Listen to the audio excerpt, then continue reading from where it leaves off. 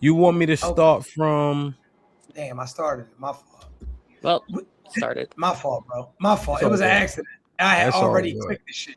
I had That's already all good. clicked it, and it wouldn't let me like opt out of this That's shit. all right. That's all right. I'm moving quick. It's all good.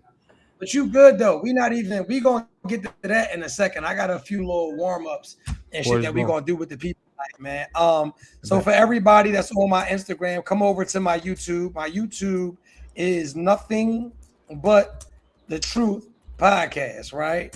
And I want you guys to come over. You are in for a super duper dope episode tonight, man. We got a few all stars pulling up tonight, man. This is going to be Uh, one of those nights where you screaming. I know This is you. going to be one.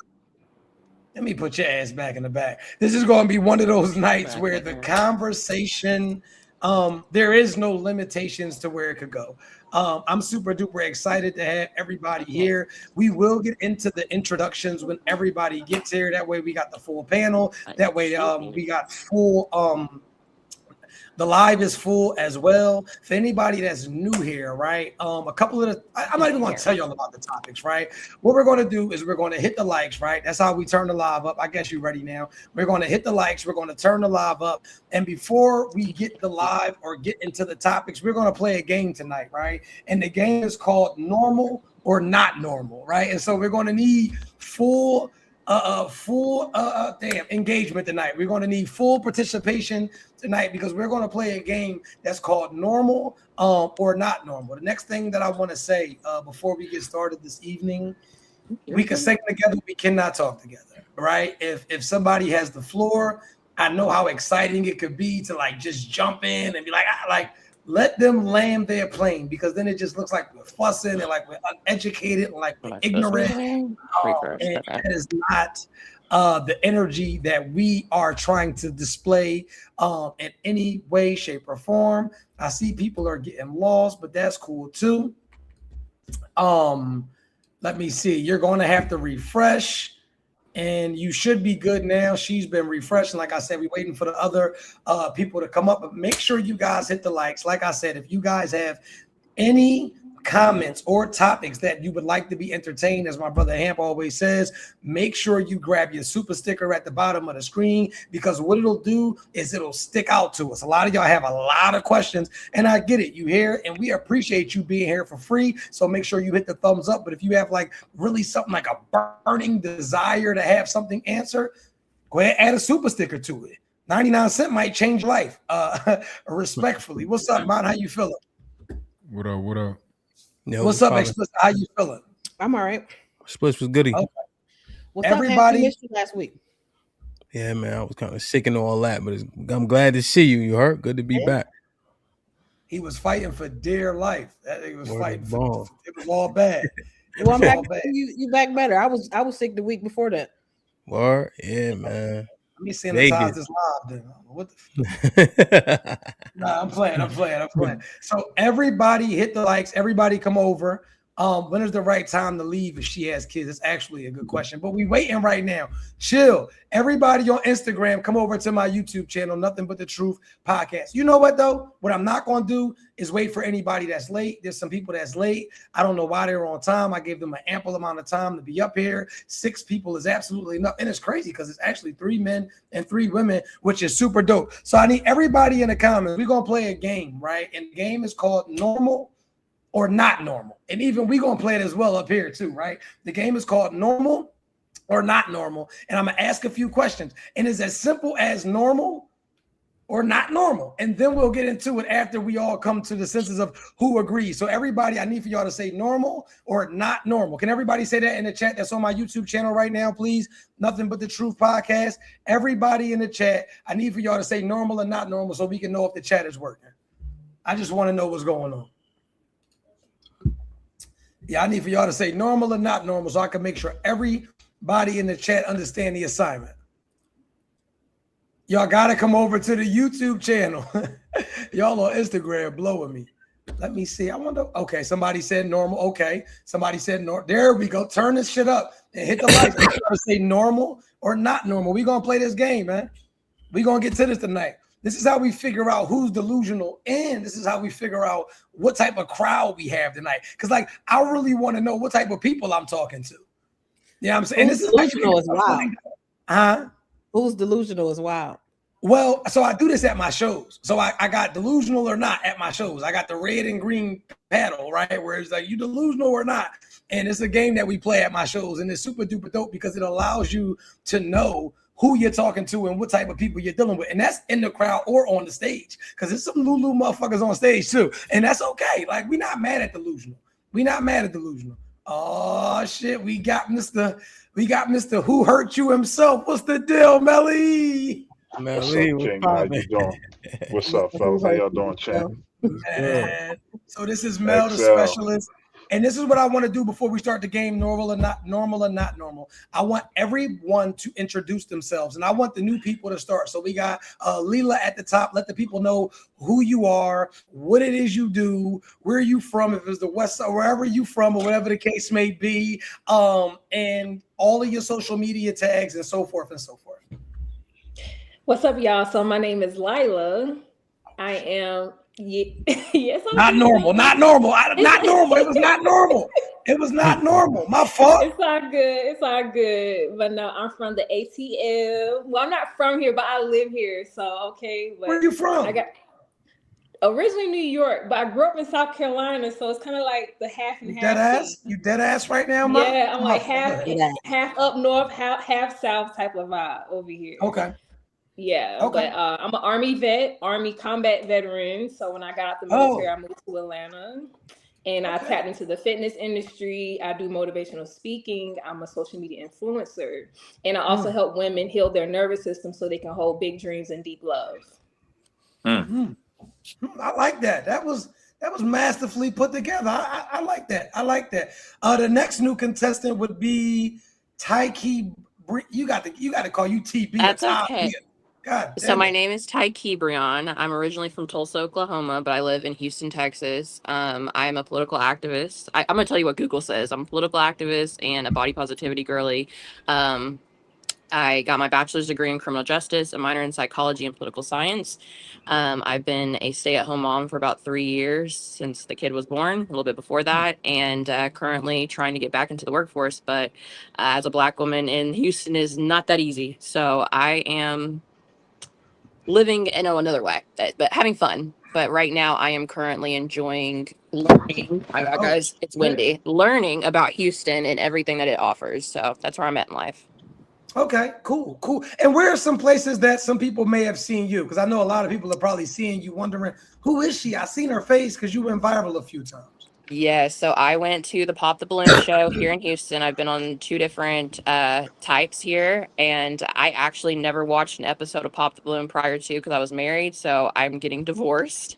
And so this was all new to me, and I was just looking, and I wanted to ask, who did someone vote for in the 2024 election? And it sparked a huge conversation about... We're going to talk about... I know, yeah, we'll go there later. Pull it in.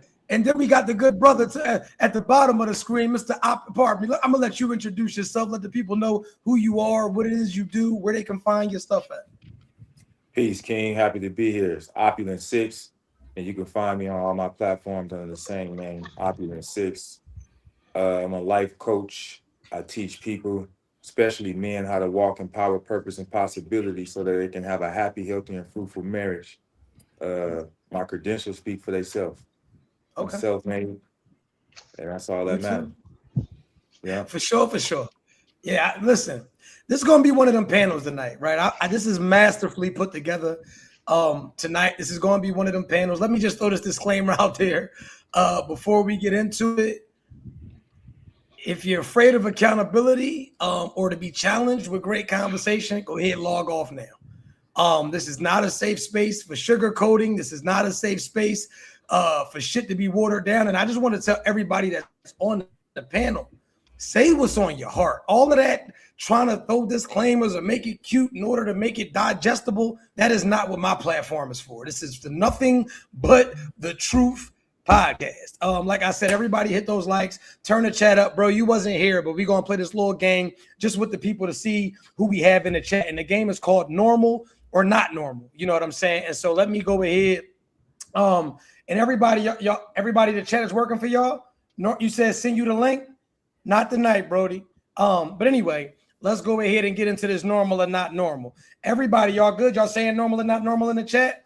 Let's get to it. The first question is it normal or not normal? Passwords, the social medias. Oh shit, we got the.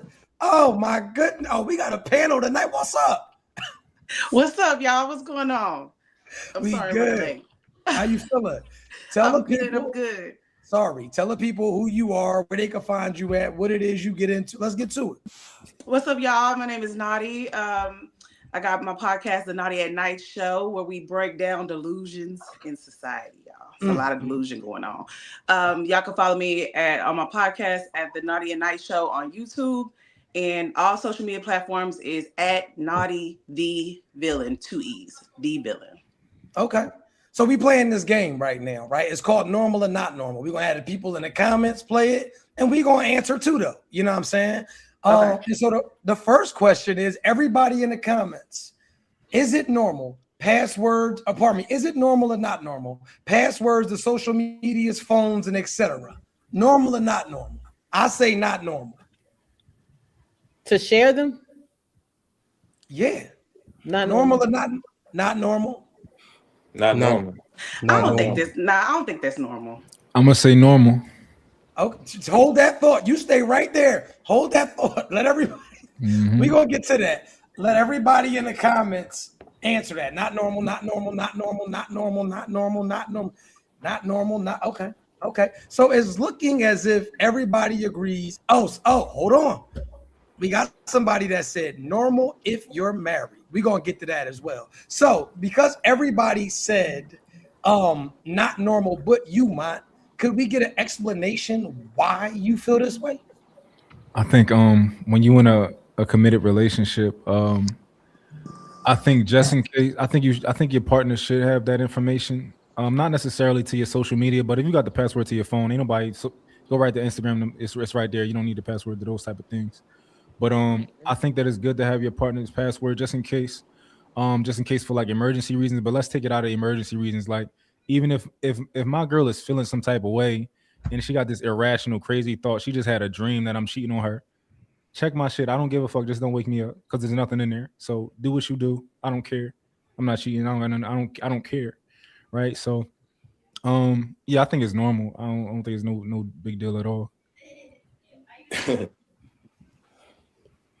Anybody got something to say about that? I'm a wait. Yeah, that he just proved that it's not normal because having your partner's passwords. Well, let me start off like this. You have a password at your locker at the gym. You got a password for the parking meter. You got a password for just about everything. Why she don't have them? Only the ones where you have most access to the opposite sex, they want the passcode to, which proves it stems from them not being healed. They got traumas and residual pain because we're not born critical. We're not born inherently critical, so it's not normal to be inherently critical. There was a state of being, a relationship, some type of consequence that caused that. Because you ain't give the passwords to everything else. Why only the device with the opposite sex has access to you? Again, because it is not normal to have those feelings of despondent hopelessness and maybe he'll cheat on me, maybe she'll cheat. That's not a normal way of being. Something you went through put you there, and this is a residual effect. But having that kind of access to your partner would also have a pernicious effect. But I yield the floor. Go ahead. So I think it only has positive effects, right? And I say why. If you, for example, my girl don't look through my phone. She got my password, but she don't look. Right? I can't remember. It probably been years since she even probably tried to. She didn't even want it when I gave it to her. I said, listen, just so I don't want you to ever if you ever feel in the type of way, she like, no, I'm cool. But if you ever feel in the type of way, you got it.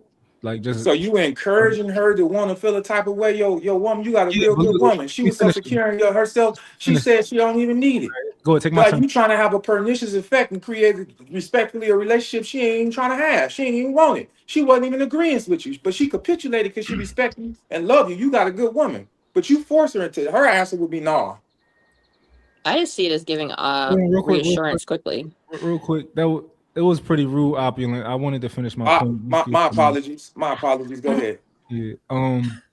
So what I'm saying is, when you create this environment of transparency, you even if that person didn't trust people before, over time, and it might be quick, that person starts to gain trust, even if that wasn't where they were in life.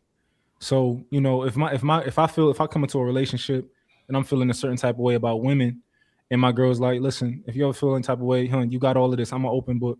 I'm open. You got all of me, right?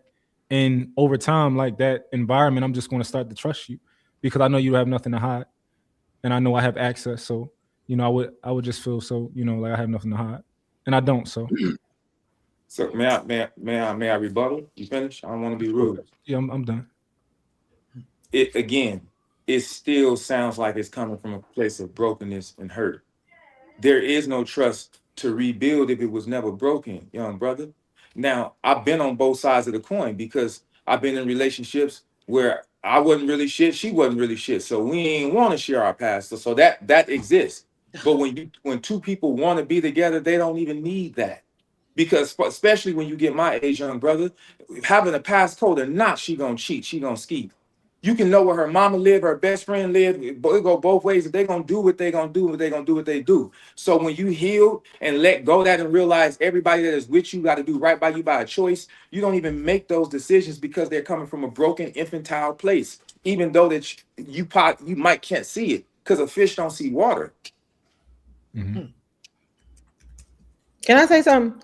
So in defense of We ain't say yes yet. We ain't say yes yet. You masculine motherfucker. No, I'm playing. I'm playing. No, I'm playing. No. Look. Go ahead. I'm playing. Go ahead. In defense of what Mont is saying, as a woman, I would appreciate the reassurance. Are you defending a man? I'm sorry. I am. Y'all know I'm pro women, but no, I'm pro whoever right, real talk. But in his defense, as a woman, I would be reassured by what he just said. I didn't have to ask for the password. I wasn't feeling the way. He just like, look, should you ever? I feel like creating a safe environment for me to feel like there's nothing going on. There is nothing I have to worry about. You know what I'm saying? It does give me a sense of safety, so to speak. So I get what you're saying when you say that it comes from a place of hurt, but not everybody is doing this out of a place of hurt. But you just, if I may enter, you just did. Everything you said is tacit in my point. If you need reassurance, that means you was lacking assurance in the first place. That comes from a place of ego and brokenness and hurt. And we're not born with ego, brokenness, and hurt. Some type of state of mind, some type of environment puts us there. So the answer is still no. It still goes, everything you said is tacit. Why would a person need reassurance if they already assured? Why would you even tether yourself to a man or a woman where you feel might cheat on you?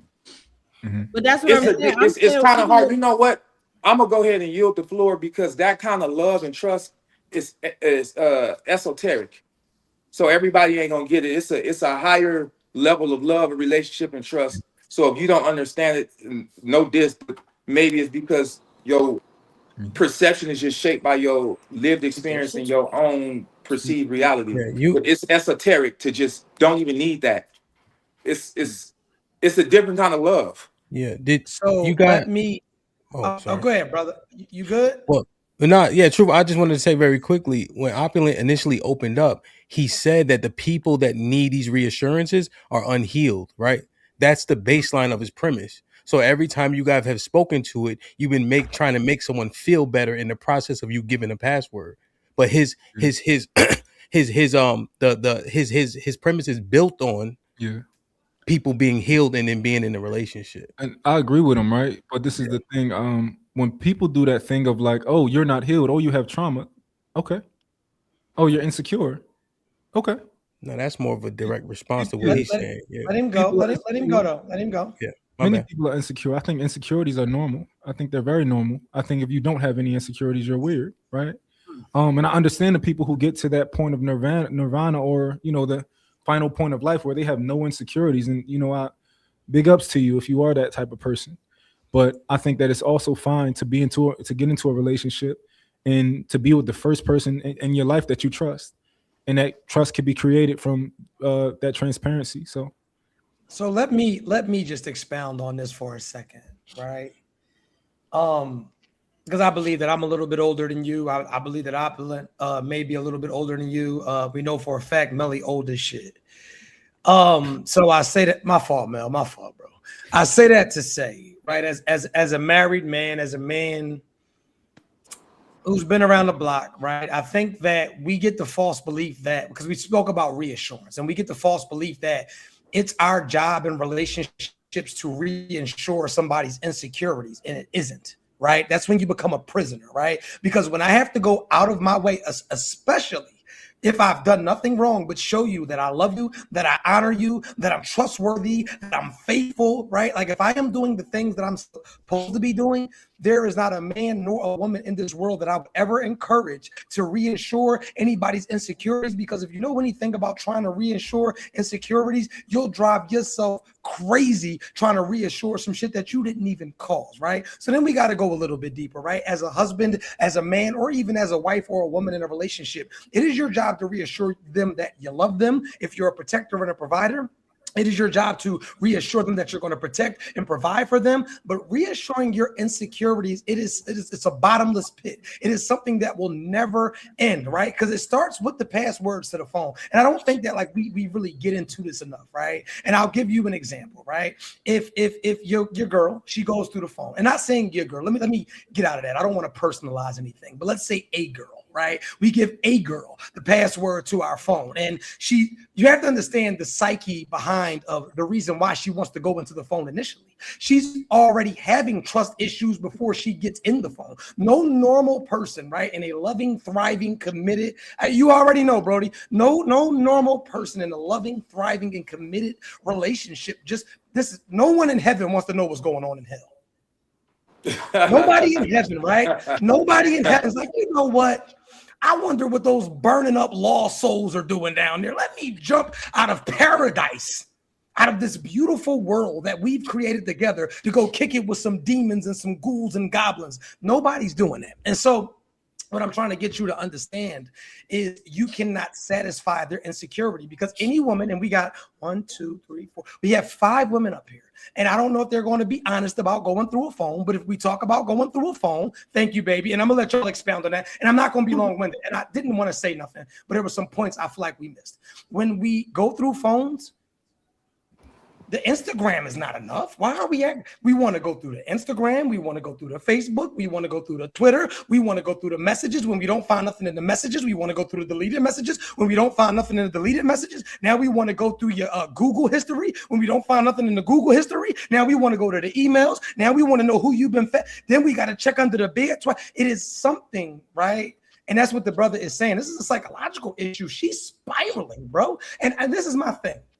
What works for your relationship and what works for my relationship, of course, they're going to differ. We're 2 different men from 2 different walks of life with 2 different women that, we choose to deal with, right?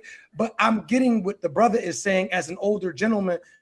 It's just, you're creating a monster. Yeah, and I just want to I'm going to land a plane with that. Y'all go ahead and... A true person, a fish don't see water. That kind of love and understanding is esoteric. A fish don't see water. If you want a woman's perspective, because there's been a lot of male energy in this conversation about women checking phones, let's talk about, I'll give you mine. So back in 2023, I had my baby in March. I looked at my husband's phone at the time in July and found out he had an open OnlyFans account that he created a year prior. It was a month after we had a miscarriage. I didn't know. So 13 months of an OnlyFans account that he had where he was paying women. That shattered me into a million pieces, as I thought we were in a different place than we were. And so would I ever check another man's phone again? No. You can have it. I don't give it. If I don't trust you enough, I shouldn't be on your damn phone. But at the same time, I looked and I found exactly what I was looking for. And women usually, or people in general, men or women, usually know what they're looking for when they find it. You're looking for a reason.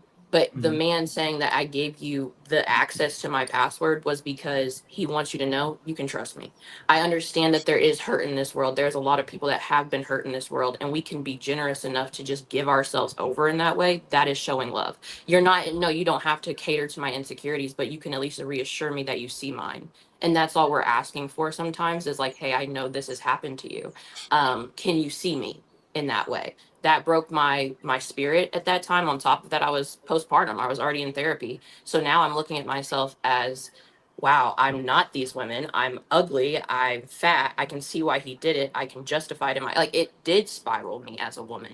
And it took a lot of therapy to see that that had nothing to do with me. And May let I me say just say something real quick? May I say go ahead, something brother. really, really Go quick? ahead, brother. Go ahead. First of all, my heart goes out to you. Anytime, any split is hard, let alone a marriage. So, and I love black love, but I want to say two things. You're conflating me handing you a docket with all my passwords. You're conflating that with you saying, "Hey, babe, let me see your phone," and me saying no. Me giving you a docket with all my passwords that got to do with contact where the opposite sex is prevalent, don't have anything to do with me still having my own password. But if you say, "Let me see your phone," or "What's your password?" I go, "Here, you can have it." But me preemptively giving it to you, y'all are conflating that and trying to make it It's sound. still, Wait, let me finish. I'm gonna land real quick. You're trying to make it sound malignant. It is not malignant because I'm not meeting you and we fall in love and I hand you a docket of all my stuff. If you ask and I'm like, "Oh, sure," then you have an argument. But don't conflate the two because you tilt the conversation in one direction. And as far as just using your marriage as a parable, since you brought it to the table, I just want to give any women listening that heard the story about, after the baby, you found his OnlyFans, you went through his phone, and y'all ended up divorced. I just want to say, anybody else in that scenario, listen what I'm about to say real quick. I'm not condoning it, but men watch porn. oh, There's I a watch lot of porn too. free porn. Let me say something real quick. I'm going to land real fast. There's free porn all over the internet, all over the internet. And sometimes people pay for porn. So essentially, make room for the possibility when you say he was paying them women because they 1099 porn now. So he paying them, yeah, directly, but it's just like paying for pay-per-view the porn back in the days. He's paying for porn. All men watch porn. So I just want to use this as a teachable moment for anyone else listening, not you, my dear, anyone else listening. Don't ruin your relationship because a man watches porn. Men watch porn. And he's going to masturbate. But don't throw him away like you paying it. If it was a corporation, he would have paid the corporation. He's just watching porn. But it's a Sis, respect thing. I hear So you you said conflating. men listen. A Wait, little let me ago. explain on that Hold one. up. That's not fair. I watch porn too. I'm a porn girly, love it to death. I'm also now have my own OnlyFans. But what I'm going to say is, do not say that while I'm saying I was postpartum.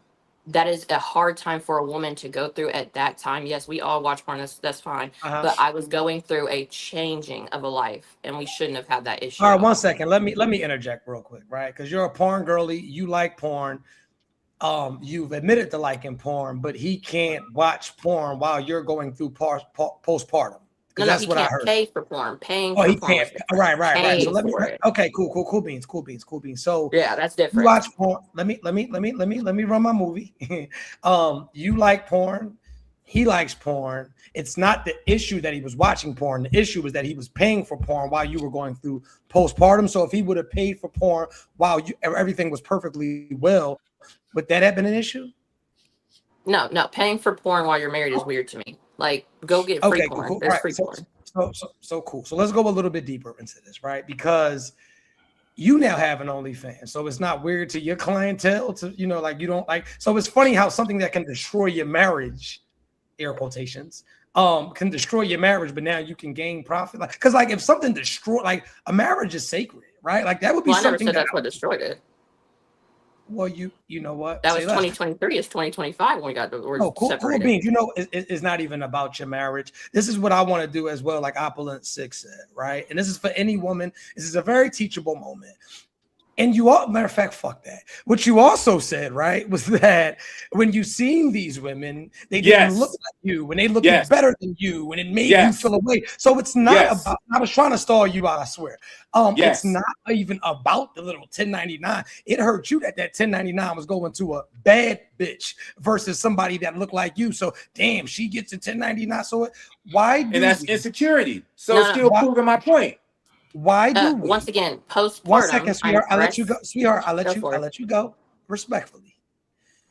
Why is it right that we all women they always find a way to play victim. Like there's always a way that out of no matter what the circumstances are, or no matter how wrong or inappropriate they may be in a situation, it's always a something added to me. And it's such a girl thing. I'm just a girl. Because you added the postpartum to pull on our heartstrings, right? Because we all understand postpartum. We all understand babies. You just disregarded the whole thing. I'm trying to let you ride, but if you interrupt me again, I got to put the boot to your ass. Respectful. Thank you. Don't boot her. You know what? My plane is landed. I'm gonna let y'all go ahead. No, look, go ahead. She can respond, but real quick, if you don't mind. Go ahead. Truth, you check your text real quick. Go ahead, Op. Go ahead. Real quick, I just want to correct two things because I think 6 made two like. I think he tried to. I don't know if he tried to do it, but he did beef up two things for his argument to make it land. So it's a difference between giving an entire docket of all your passwords. That sounds crazy, and it is a little bit crazy, right? Versus giving somebody a 6-digit, 8-digit code that you use to get in your phone every day, right? Which is what most people tend to do. If you want to go on somebody's Facebook, Instagram, you just go inside the phone, they come right up. People don't log out every time they get on, right? And the other thing was, we don't know the extent of his OnlyFans exploration, right? Because what most people do is they try to develop like a relationship with an OnlyFans model, not like boyfriend girlfriend, but like I think they like send them money to like pay for stuff, and they like talk to them in the DM and all that type of. It's a little bit deeper than like, yo, you got a video, like you got videos, let me pay for your video. So I don't know if he was just subscribing, like watching the videos, or was he like really like actually trying to, like, was he sending this girl money for real? She would have said that.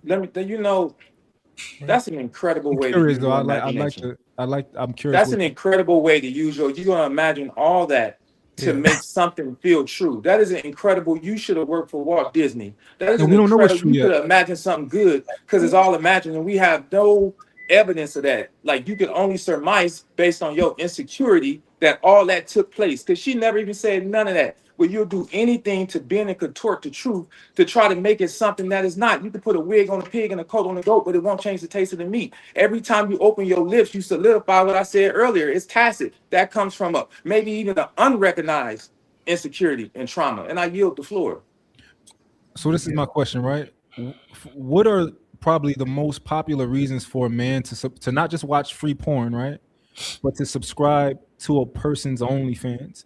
I'd like to think that in many cases, a man is doing that for some sort of a closer proximity to this individual, because you can get her shit for free. You can get all these shorties, all they stuff for free. How? But I'm curious. I'm sorry, I don't know your name. Well, Ma, how do you get all this stuff for free? You have like you got like a black internet or something that you go and get this stuff. How do you get this stuff for free? I'm pretty sure you can get everything I'm pretty sure like you search my name, it's somewhere you can get. But you made a couple of assertions, right? Yeah. To try to still make your point, but none of this is proven or true. Okay. And oftentimes, if that man would have been implicated, she would have said those things. Absolutely, she would have said it. Absolutely. I don't even want to reply. Your argument is so cavilled and moot. You keep being circuitous. You keep coming back to the same thing we've already debunked, King. I can see retreat, King. You got to know when to moonwalk, King. So here's the thing, though, Ma, right? No. I think we're going off the information that she offered, right? Here's the actual issue with what she said was the issue is that there were unagreed upon expectations that she got upset over. There's no discussion about what porn is okay, what porn is it, but because she's in a traumatized state from having a baby, she's expecting things of the man that weren't expected previously, nor that were discussed. Got you. So that's but if she's in a traumatized state, is being in a traumatized state from postpartum natural and normal? No, because you're not having babies every day. That's something that is unnormal. So even making a decision from that spot proves that it is unnormal. Got you. So this is what everything you say gonna lead back to that, bro. This is what I think is unfair, right? So when she tells us things and she doesn't give us any of the additional context, for us to assume that there's no additional context, I think that's unfair. But I think you're conflating us consuming there's no additional context with saying, hey, don't imagine context. You're conflating the two. No one said we should have more or shouldn't. We said don't use your imagination and start imagining things that didn't happen so you can land a plane in fucking ocean. Let me say this. Let me say this real quick. Hold on, because I didn't even want. This was literally like a little teaser just to get into the flow of the show. And then another thing is we got a lot of people up here. So, and this is what I'm going to tell y'all, because I told y'all we got some powerful speakers up here tonight. So if you're not on your A game, you probably won't get the voice. So when you got the floor, take full advantage of it, because you got sharks in here, and they're not in here to play with y'all. This is why I did this. I put speakers up here just to see what y'all cut like. Anyway, like the brother said, we cannot add context. She was very specific on what she wanted highlighted. Let's be crystal clear on that, right? And I'm not just, baby, I swear this is not an attack on you. We are just attacking the topic. So I don't want you to think I brought you up here. You decided to volunteer this information. So anyway, I think that a lot of y'all, we cannot, like the brother said, we can't move the goalpost to comfort her. That's what we're not going to do. We're not going to keep trying to adjust it and manipulate it into her favor. She spoke her piece. It is what it is. And I'm going to yield the plane with this, and then we're going to go ahead and move on, right? Pornography is saving a lot of marriages. That's what a lot of y'all need to know. Pornography is saving a lot of marriages, and there's going to be a lot of people that are triggered when I say this, right? A lot of women cannot stomach a man watching pornography because, God forbid, her stomach is flatter than yours, or God forbid, she can swallow a little bit better than you. What you have to understand is some of these men, it's just a reliever of stress. Some of these men, it's just that something to do when there's nothing to do. If you try to police a penis to that extent, you are bound to be cheated on and left, and it's just real as it gets. If I cannot beat my penis in peace, if I cannot touch myself in peace without it being an issue, this relationship is over. Y'all use roses, you DJ, you Gucci, you do all these other things, and we just take it in stride. If I cannot go to the confines of my basement, of the house that I am paying all of the bills in, and pleasure me, because masturbation is a selfish act, and I don't understand how other people throw their feelings into something about me touching me. So I just wanted to land my plane with that. And for everybody that's enjoying the live, make sure you guys hit the super stickers at the bottom of the screen. Make sure you guys hit the likes. I brought powerful speakers up here tonight. We are not going to play, and we not going to be on no bullshit up here. And I want to say thank you to everybody that's on the platform, everybody that's over Instagram. I want you guys to come over to Instagram, turn this chat up, man. We're not going to play tonight. We might got to put this show on the stage. I might got to bring some of y'all out. Anyway, and for the girls that's not speaking, I got high expectations for y'all. So I'm just letting you know, and you doing your thing, Ty. I'm calling you Ty. I'm not pronouncing that. Anyway, let me get to this next. Is it normal or not normal? You guys ready? Yes, we on YouTube. Y'all hit the likes, hit the super stickers as well. So the second question is, you know what? We're not even going to do that because is it normal for a man to put up with a woman who does not know how to shut up? Is that normal for a man to put up with a woman that does not know how to shut up? Fellas and ladies and gentlemen, normal or not normal? Normal. Ooh, shit. I wasn't expecting that from you, Extremely man. normal. Wow. Mm-hmm. Not normal. Okay. That's so Normal. unnatural. It's unnatural. It's unnatural.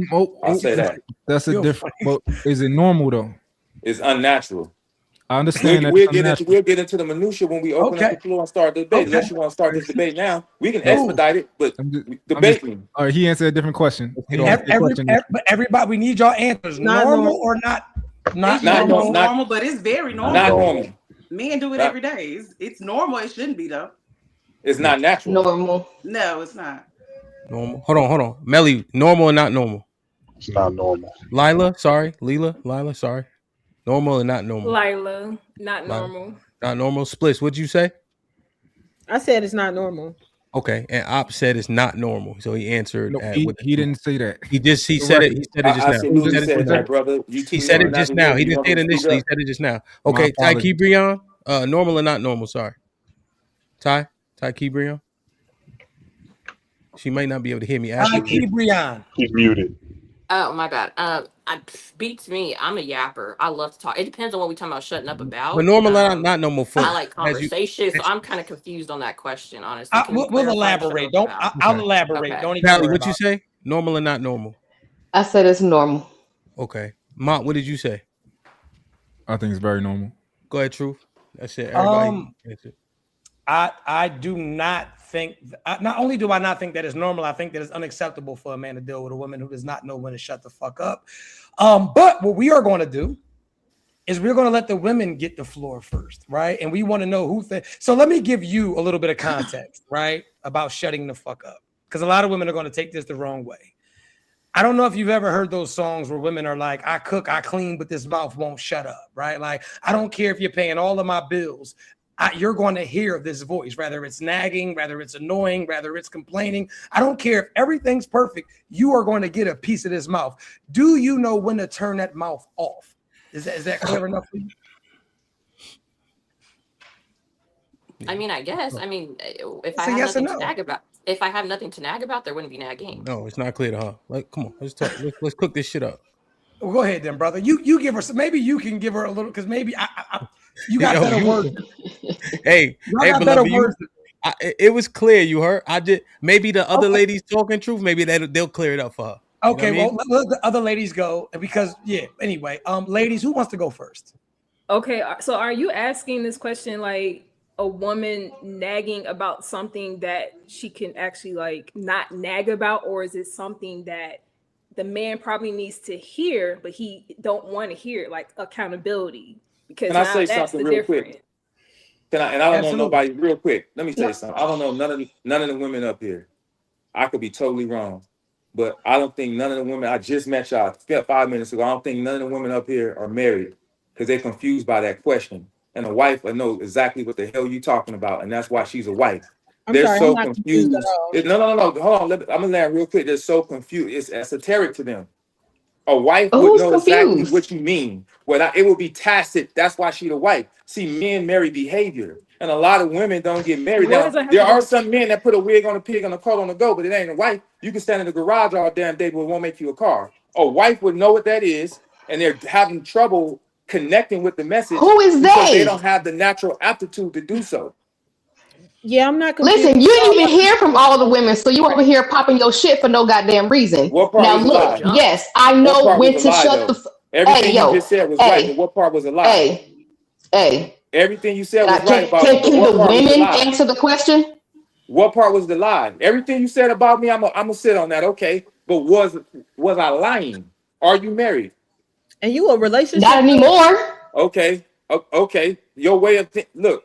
Your life is proof of concept, and I'm gonna land the plane there. It's actually not. Your way of thinking created the not anymore. I could have sworn Truth said, "Can the women answer the goddamn question?" You're right. And you took this opportunity to go on ahead and go on a rant. Callie, his plane has landed. He will not interrupt you anymore. Oh, go ahead. There you go.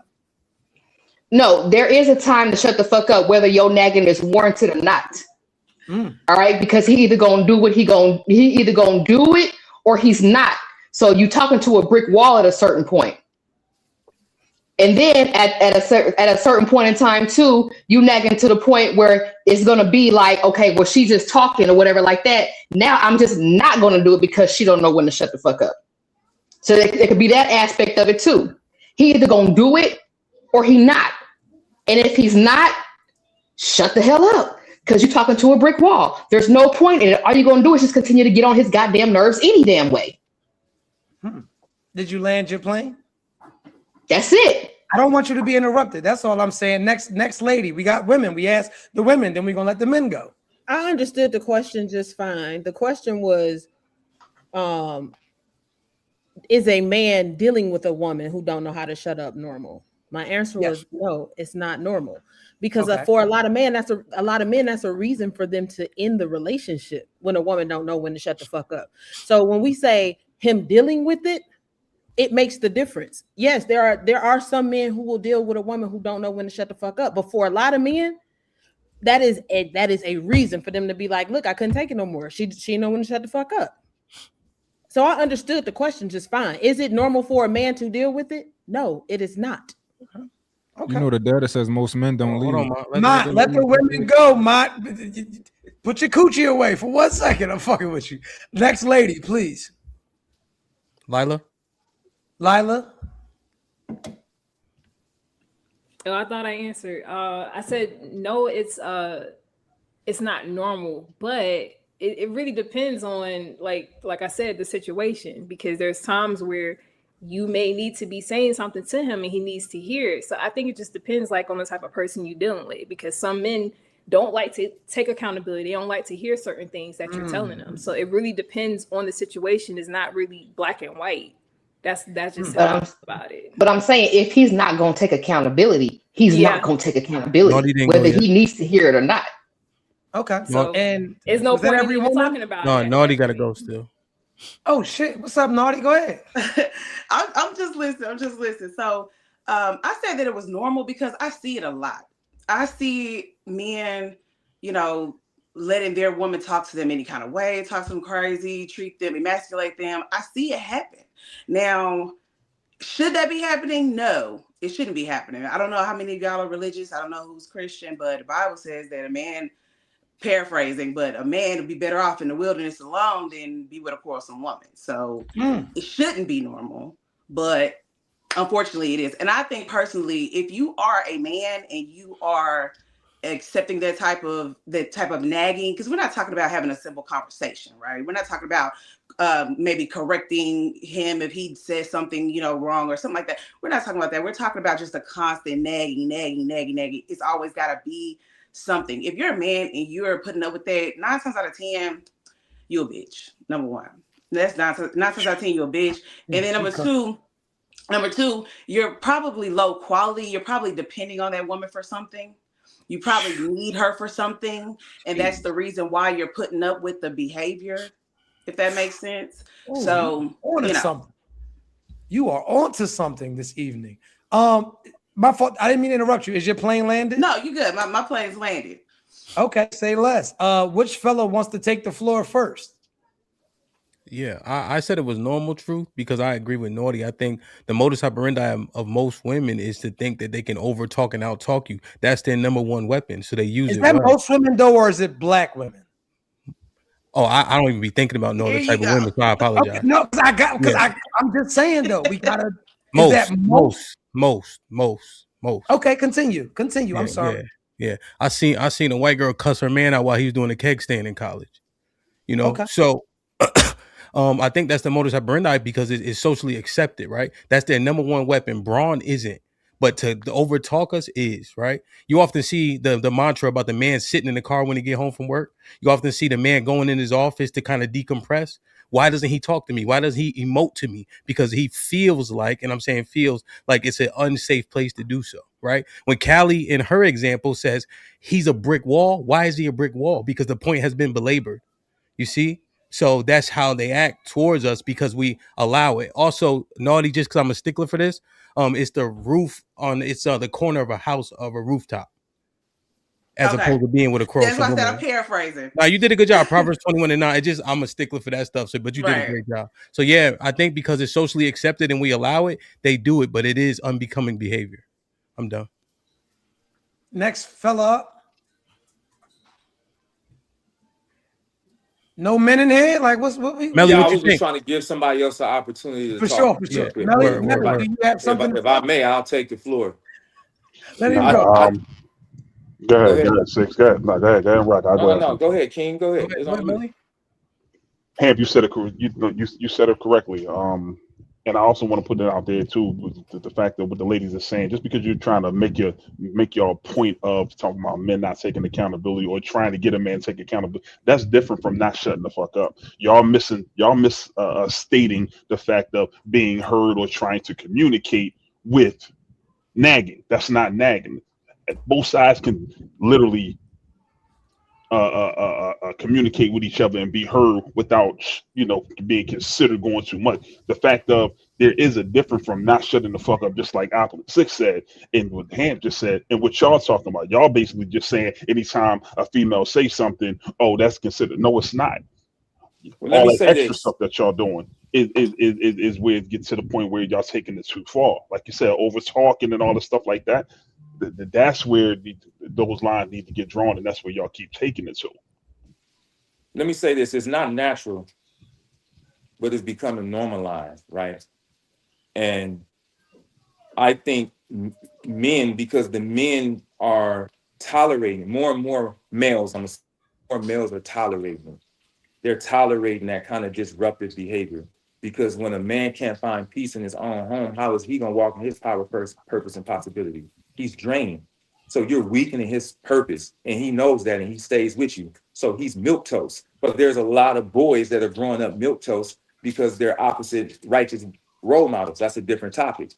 But what I want to say is any man that does put up with that is lucky. And the reason why he's lucky, all the way back in the 1100s, to preserve mankind, they started killing all the weaker sperm. The weaker men had to go so that the humankind can move forward. And any man that put up with that is lucky because somehow his sperm got lucky and survived because he is damn sure weak. He should have been off in the 1100s. Men like him shouldn't even still be around walking in the 2026 year of our Lord. So he's lucky. And he's the one perpetuating his behavior, making women think they can sip out of their divine femininity and lose the propensity. Because even giving little examples of what it means show you don't know what it means. A wife know what it means. It's even deeper. Y'all all are right, but it's even deeper than that. And then you go another level than that. A wife wouldn't even answer that. Like, she wouldn't even explain it. She'd say yes. Because everything you can say is already tacit in that. She don't even have to explain it away. Just, yeah. I yield the floor. So, interesting. I think that I agree that it's normal, right? But quick, six. If we eradicated those type of men, I'm curious, who would you be coaching? And what type of men do you coach? Do you coach the men who are struggling with women, are struggling in life, or do you coach the men who are good? They just kind of need a little bit of additional help. I coach both. I coach anybody that got sense enough to know they need a coach, because even a coach need a coach, a therapist need a therapist, a trainer need a trainer. Iron sharpen iron. So the fact that you even have to ask that question and use that weak ass analogy, are you a lucky man too? Your sperm survived from the 1100s? Are you milk toast? Should we have got rid of your ass too? Yeah. Let me know when you land. He done. I ain't gonna lie, I'm gonna stay up here, but you got permission to fly by. I'm at 1,600 feet. You float at 1,100. Let's go. Permission, that's a strong word. So no disrespect, King. No disrespect, King. Yeah. So, don't provocate like that. Don't be provocative like that. Honestly, the best thing you could do is talk over me, because you're gonna have to talk over me to stop me from cooking you for real. Okay. So continue to use that as your tactic. It's a great tactic. Like, just make sure people don't hear what I'm saying. But he's trying to act like I didn't make a fair point. The point I made was extremely fair. If you're saying that we need to eradicate these weak men, who else are you going to coach? So let's be honest. These are the type of men that he's making money off that he's coaching, right? So I think that was a fair point. I wasn't even trying to attack him with that. I thought it was a fair question. My brother, that's asinine. Bodybuilders train bodybuilders. Got you. Iron sharpen iron. The fact that it's hard for you to even understand that, I'm gonna keep being circuitous in this point. How the hell did you survive? How are you here in the 2026 year of our Lord? You are a lucky man. Did you play the lottery? You should, because you're supposed to be here. You got a purpose, my brother.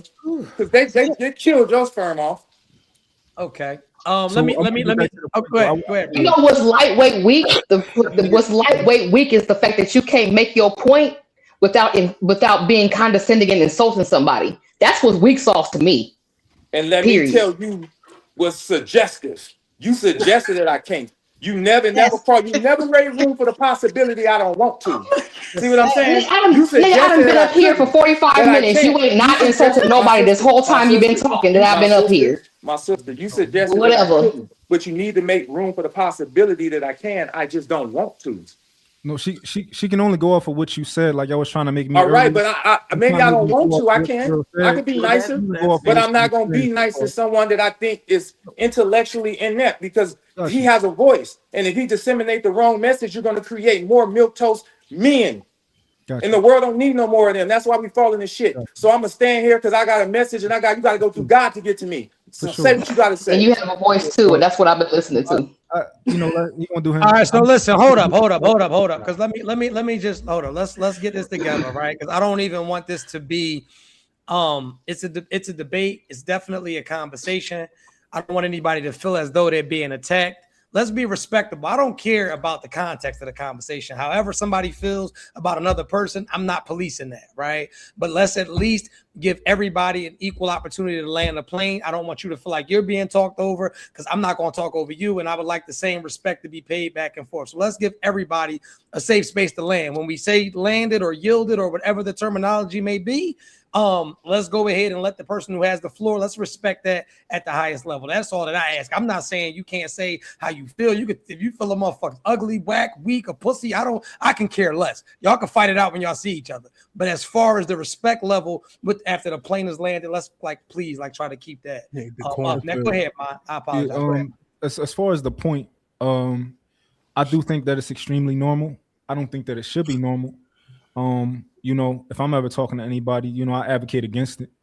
I think that most people in relationships, at least most men, they allow women to kind of pretty much rock. They do what they do, right? And they in a lot of cases they control the relationship. And I don't think that I don't think that should be the case. I think that a woman shouldn't be nagging. I think nagging is by definition is harassment.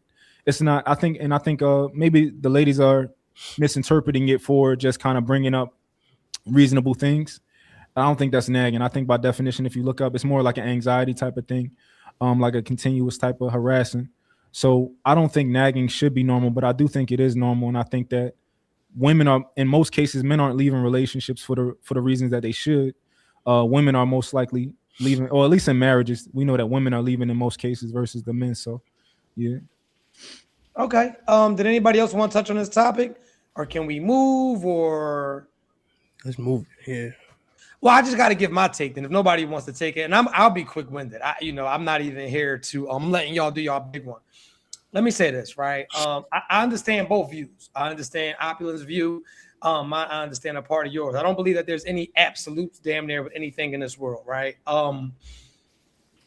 I don't respect any man neither, so I understand his stance. I can't respect a man that tolerates a woman that is consistently challenging him, right? And so what you have to understand that, and this is a teachable moment, as we said earlier, and this is for the men. Like, I want men, grown men, to listen to this. If she has reached this level of continuously challenging your authority, this means that she does not look at you, right, as a sufficient leader. She does not look at you like the protector. If she continuously second guesses your decisions or the things that you're doing or the places that you're going, this is a dick measuring contest. And whenever you get into a dick measuring contest with somebody that does not have a dick, we have a major problem. You cannot spell dictator without dick in it. Right. And so a lot of you men are falling under vagina-tatorship or puss-tatorship. You are letting the pussy run your household. My father taught me something as a young man, right? And my father didn't give me a lot of things, but he gave me this. He said, you got two types of men in this world. You got men who run around their home and you got men who run their home, right? So any man that is continuously being challenged left and right, when you're dealing with these, and what I mean by this, you're dealing with overly combative women, right? Like, it feels like every time that I bring something to you or every time we talk, it feels like it's a tug of war. We're fighting for dominance in this house. This should not be tolerated. It is absolutely not normal. My plane is yielded, and we can get out of the normal and not normal. I feel like this is going to be a good night. Matter of fact, fuck it. We're going to do one more. Make sure y'all hit the likes, man. Turn it up. And let me give something, I guess, more for the ladies. I kind of wanted to see how the ladies was going to feel about that. But make sure y'all hit the likes, hit the super stickers at the bottom of the screen. And if you were like a sissy ass man that just likes being walked on, or you like being what I call a wimp with a wallet, if that's your thing, let that be your thing. But this is what I'll tell you, right?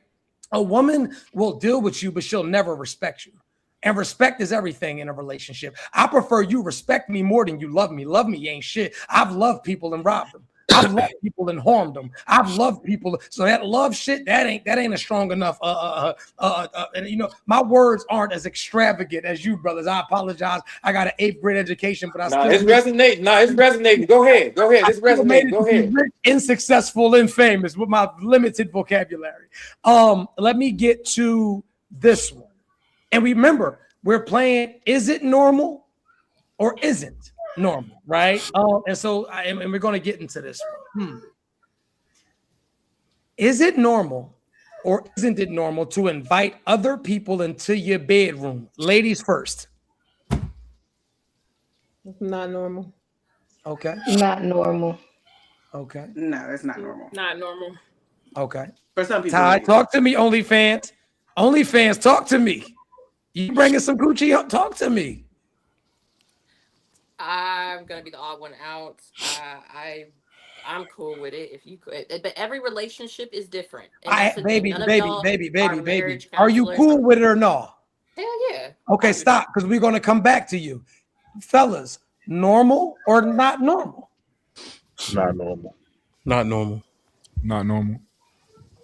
Everybody, all the brothers answer. Normal. Waiting for 6. The brother said, "This boy." The brother said normal. I have to say absolutely not normal. And so since we got the two normals, we're going to start ladies first. You have to tell me why it's normal for your relationship. Talk about it. We don't want to hear about Becky or Callie. We want to hear why it's normal for you to invite somebody into your bedroom. Take it off mute, please. You have the floor. Look, I'm not into, I'm a free-spirited type of person. I like all types of people. People are people to me. And sometimes you just enjoy other people's company.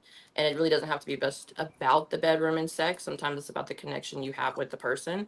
And if you're in a relationship and you guys all both feel the person, why not? I mean, it's about the connection. And I think every relationship has its things. I mean, we're not supposed to only be, I mean, you do what you want to do.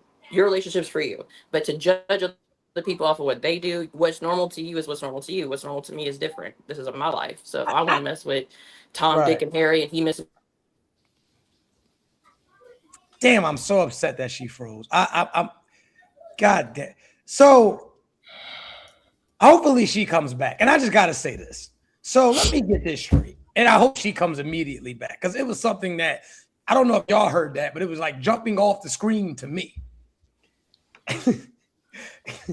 You'll leave your marriage because of OnlyFans, some 1099 virtual coochie. You will leave your marriage over some virtual pussy. Hold on, because maybe I'm crazy. There's no way. No. Finish it. I caught that too. Hey, I thought I was finish the it only off, one Drew. I would be Finish it remiss off. if I didn't call that out. That's crazy right there. I would have been remiss if I didn't call that out. Yeah. So let me just. I'm trying to be nice this episode.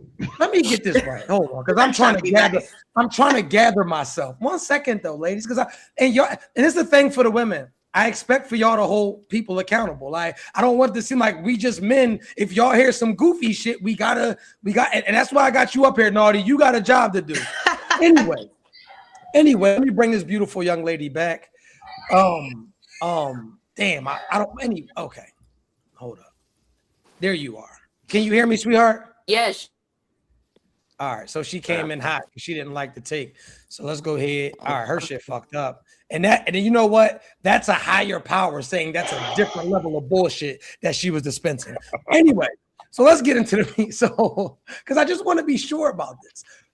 We will be bent out of shape over 1099 of virtual coochie.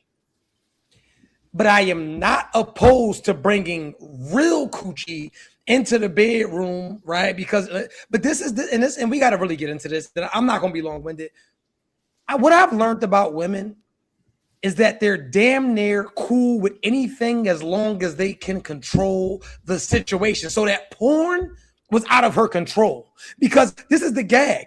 He could have watched porn if she would have selected the type of porn that he could watch. Oh, you could watch porn, but she has to be built like me, and she has to make me feel good about my self-esteem. What the? How?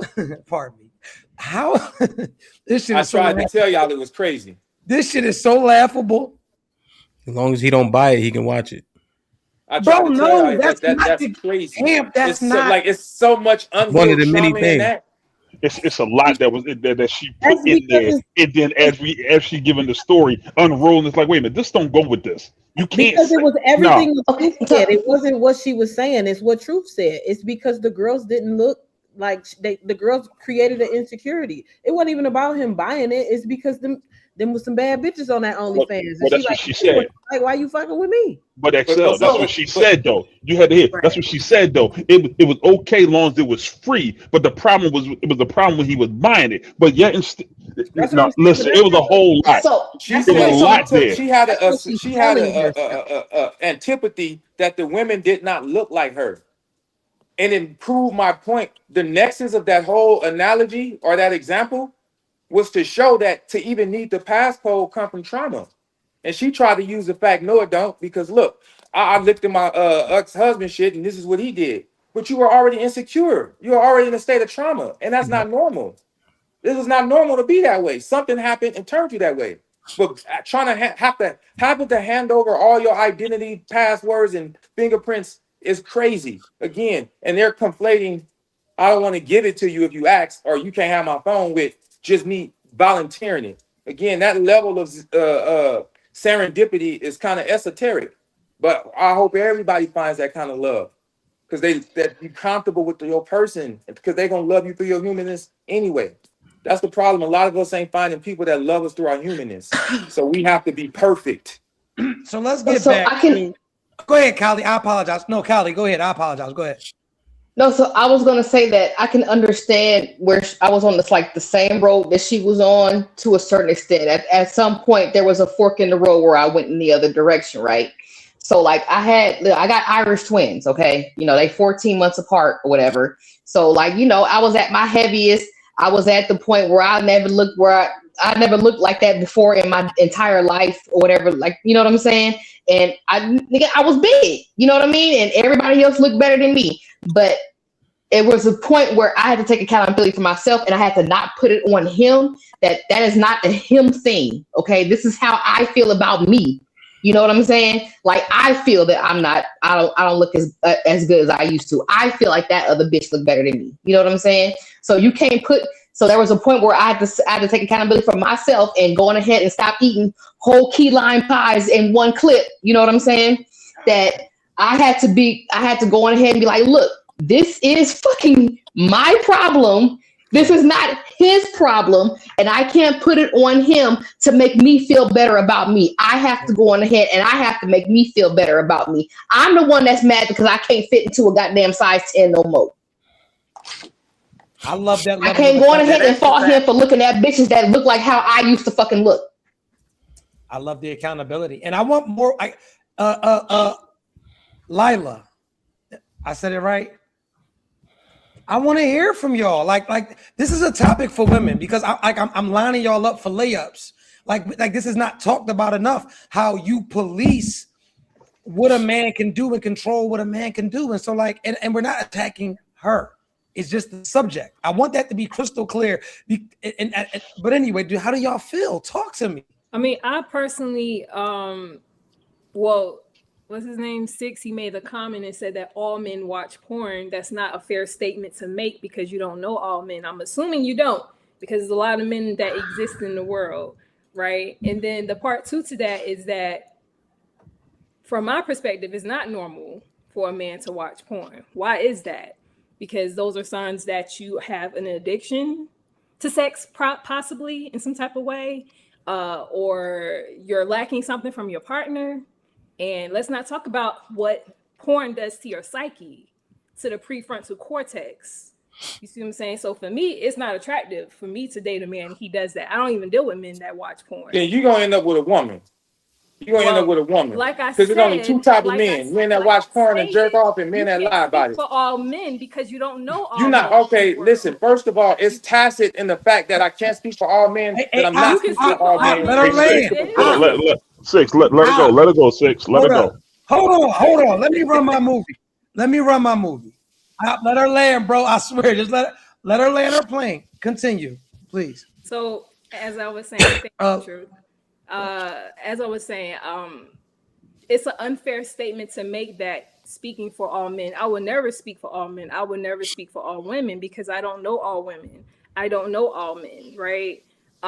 So from my perspective, it's not attractive and it's unhealthy. And I'm personally not attracted to men that indulges in that type of behavior. So no, if I don't even like for my man to watch porn, I'm not going to allow threesomes. That's nuts. So that's my plan landed. Go ahead, Op. So one Question would be, what's the difference between him watching porn and going to the strip club? that was about to be my point. Hold on. Here's what I want. Go ahead, brother. What you say? I'm sorry, Truth. No, go ahead. You got the floor. No. Let her go. I talked enough. Let her go. I'll go after. I'm patient. Go ahead. Still ain't go too. Go ahead. They go. I'm patient. Have something to say though, because this is a good conversation. We're not breaking it up. Can I say real quick? Let me say this, because I literally got to hop on a call with a mentee. I respect everybody here. Y'all are former interlocutors. It was just a intellectual jostling match. No disrespect. Much love. I hope you have a good day. Thank you. I literally got to get ready. I'm sorry. Appreciate you, brother. Come back though when you done. I'm cracking up. But anyway, Callie, go ahead, because I know you had something to say about that. No, I'm saying like there's really, if anything, I would say going to the strip club would be worse. You know what I'm saying? Because he getting the cheeks directly in his lap or whatever. You know what I'm saying? But what would be the difference between watching porn and going to the daggone strip club? He still like to look at what he looked like, and you don't look like that no more. It's a difference. That's a good point. It's a difference though. Callie? That was in response to what Lila said. Yeah. And I can't see her name. I ain't got my glasses on. I'm sorry, but to her point about the OnlyFans shit versus. You got to turn your thing down a little bit too. Go ahead. So Lila. I'm speaking about from me, like my desires, not from her experience. So about what she used to look like. Like I'm not speaking from her perspective. I'm speaking from mine's of what I just said. So you don't like your nigga going to the strip club neither? I don't date men that do any of those things. No. Oh, okay. Well, I mean, yeah, you consistent. You know what I'm saying? I would say that if there is a point where, you know what I mean, you don't necessarily perform like how you used to or whatever like that, then the natural proclivity is for him to go on ahead and satisfy that visual. And he may look at porn, he may look at Instagram bitches, or he may go to the strip club. It's gonna be, one of them three things, maybe a fourth that I can't think of right now, but that's gonna be the outlet. So if that's not what he's seeing at home no more. So you're saying that if my looks ever change, then this would be an outlet that this type of man may go to. Is that what you're saying? Yeah. Okay. Yeah, that's definitely a goddamn possibility for sure. I don't find that to be healthy. About what I'm gonna look like in 10 years. How can anybody speak about how I'm gonna perform in 10 years, in 15 years? No one can speak about that. What do you mean perform? Yeah, but see, oftentimes what I see is that's using as an excuse to go on ahead and let yourself go. Because now you're not even trying because, hey, he's supposed to just be looking at me and finding me attractive no matter how the fuck I look. It don't damn matter no more when we know that men are visual creatures. Mm-hmm. Things happen. People gain weight,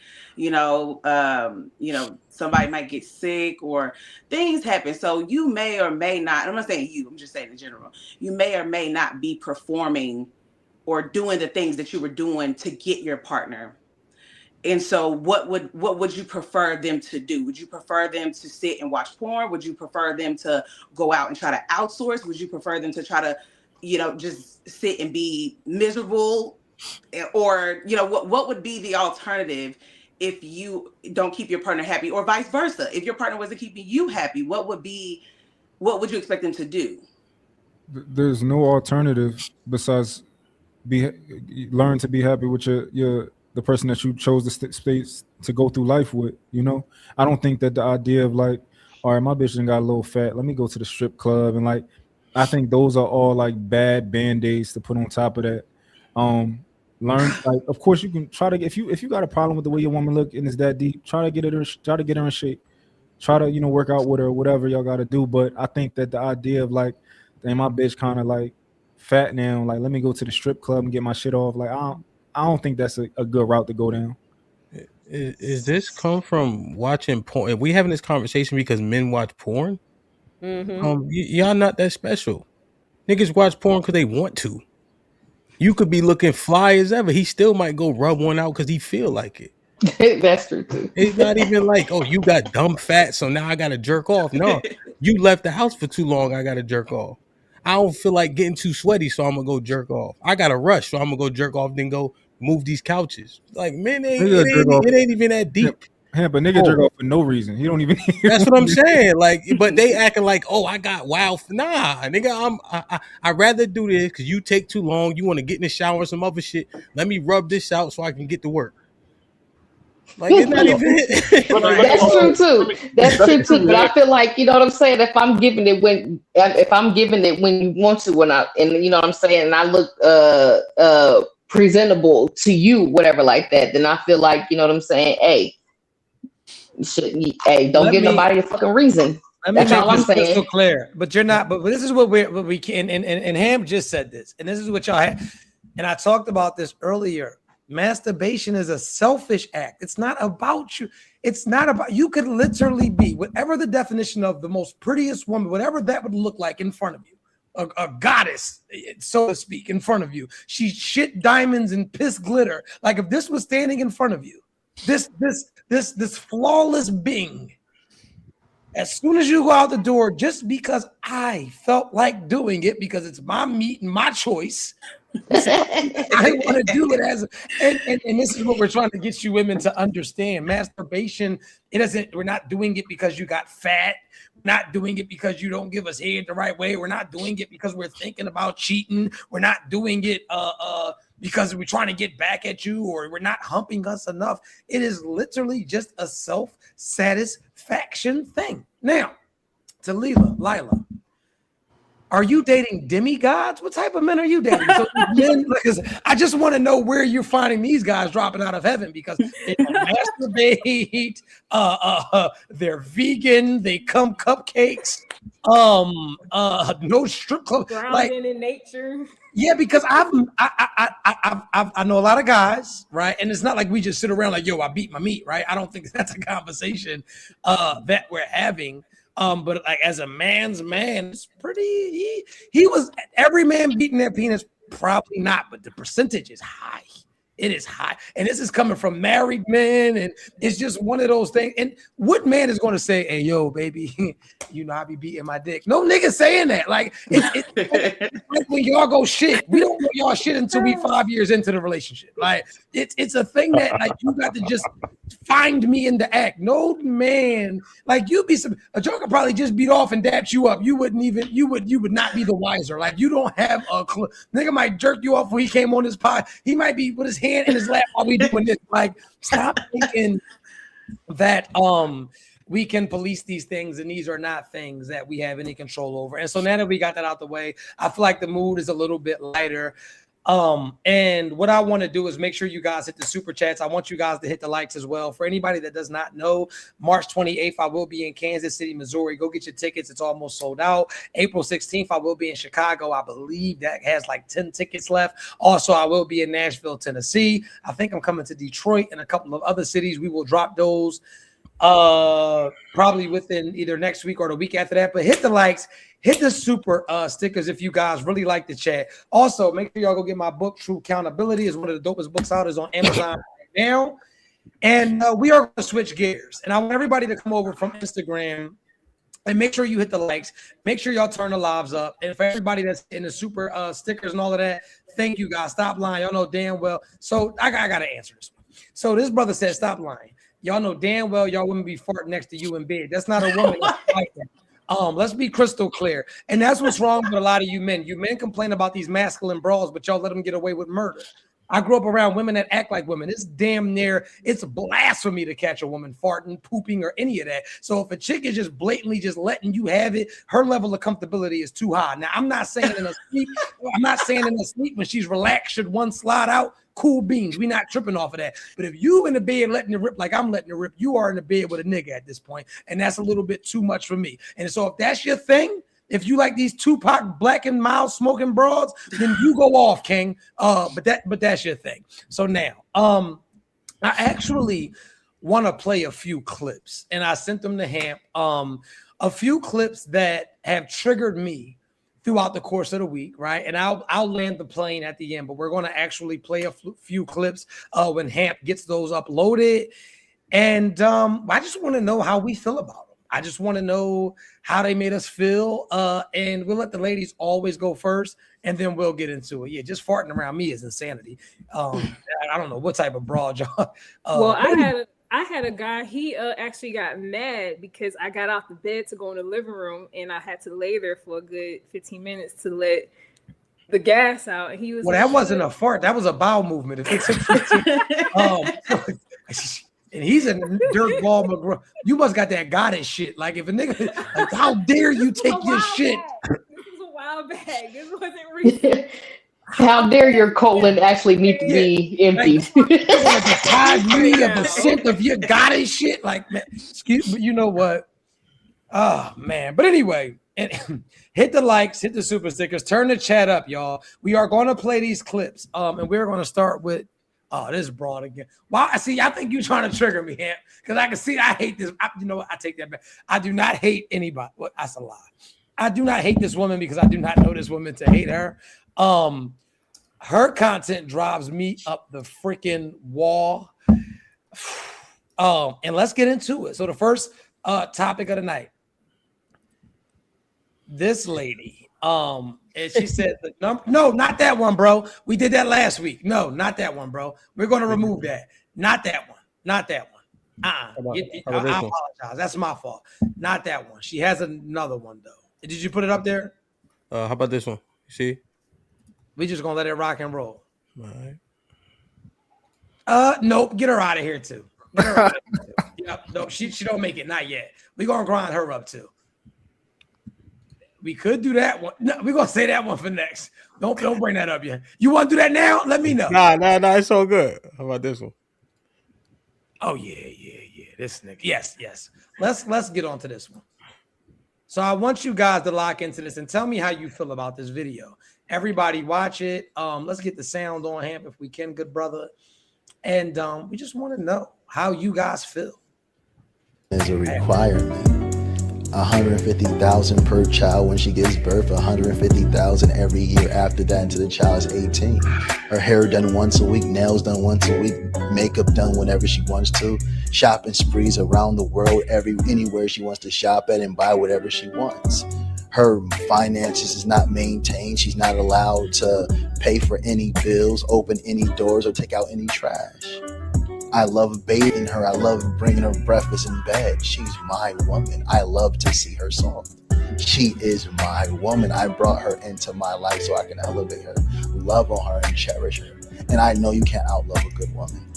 So I don't get kudos for pampering my woman. I'm supposed to do that. And when she pours back onto me, it only comes from God. I can't purchase that. So when I love a good woman and she's standing next to me, she's elevating me. My woman is my attire. I don't need jewelry. She's my crown. She's my gems. She's everything. I'm supposed to pamper my woman. I don't get kudos for that. That's my woman. I took her from her father. Whew, shit. It's a lot to unpack there. And I probably should have played the video again. You know what's crazy, bro? Let me just give you a little bit of about that video. I didn't play it through. I actually felt a way about the birth thing, right? But then when I actually had to suffer through that, wow, that dude is just a piece of work. This is what I'll say, and I'll let all you go. You're 5'3". You have to speak like that. Now, everybody go ahead and do your thing. I'm going. I think that's the definition. Yeah. I think that's the definition of pandering.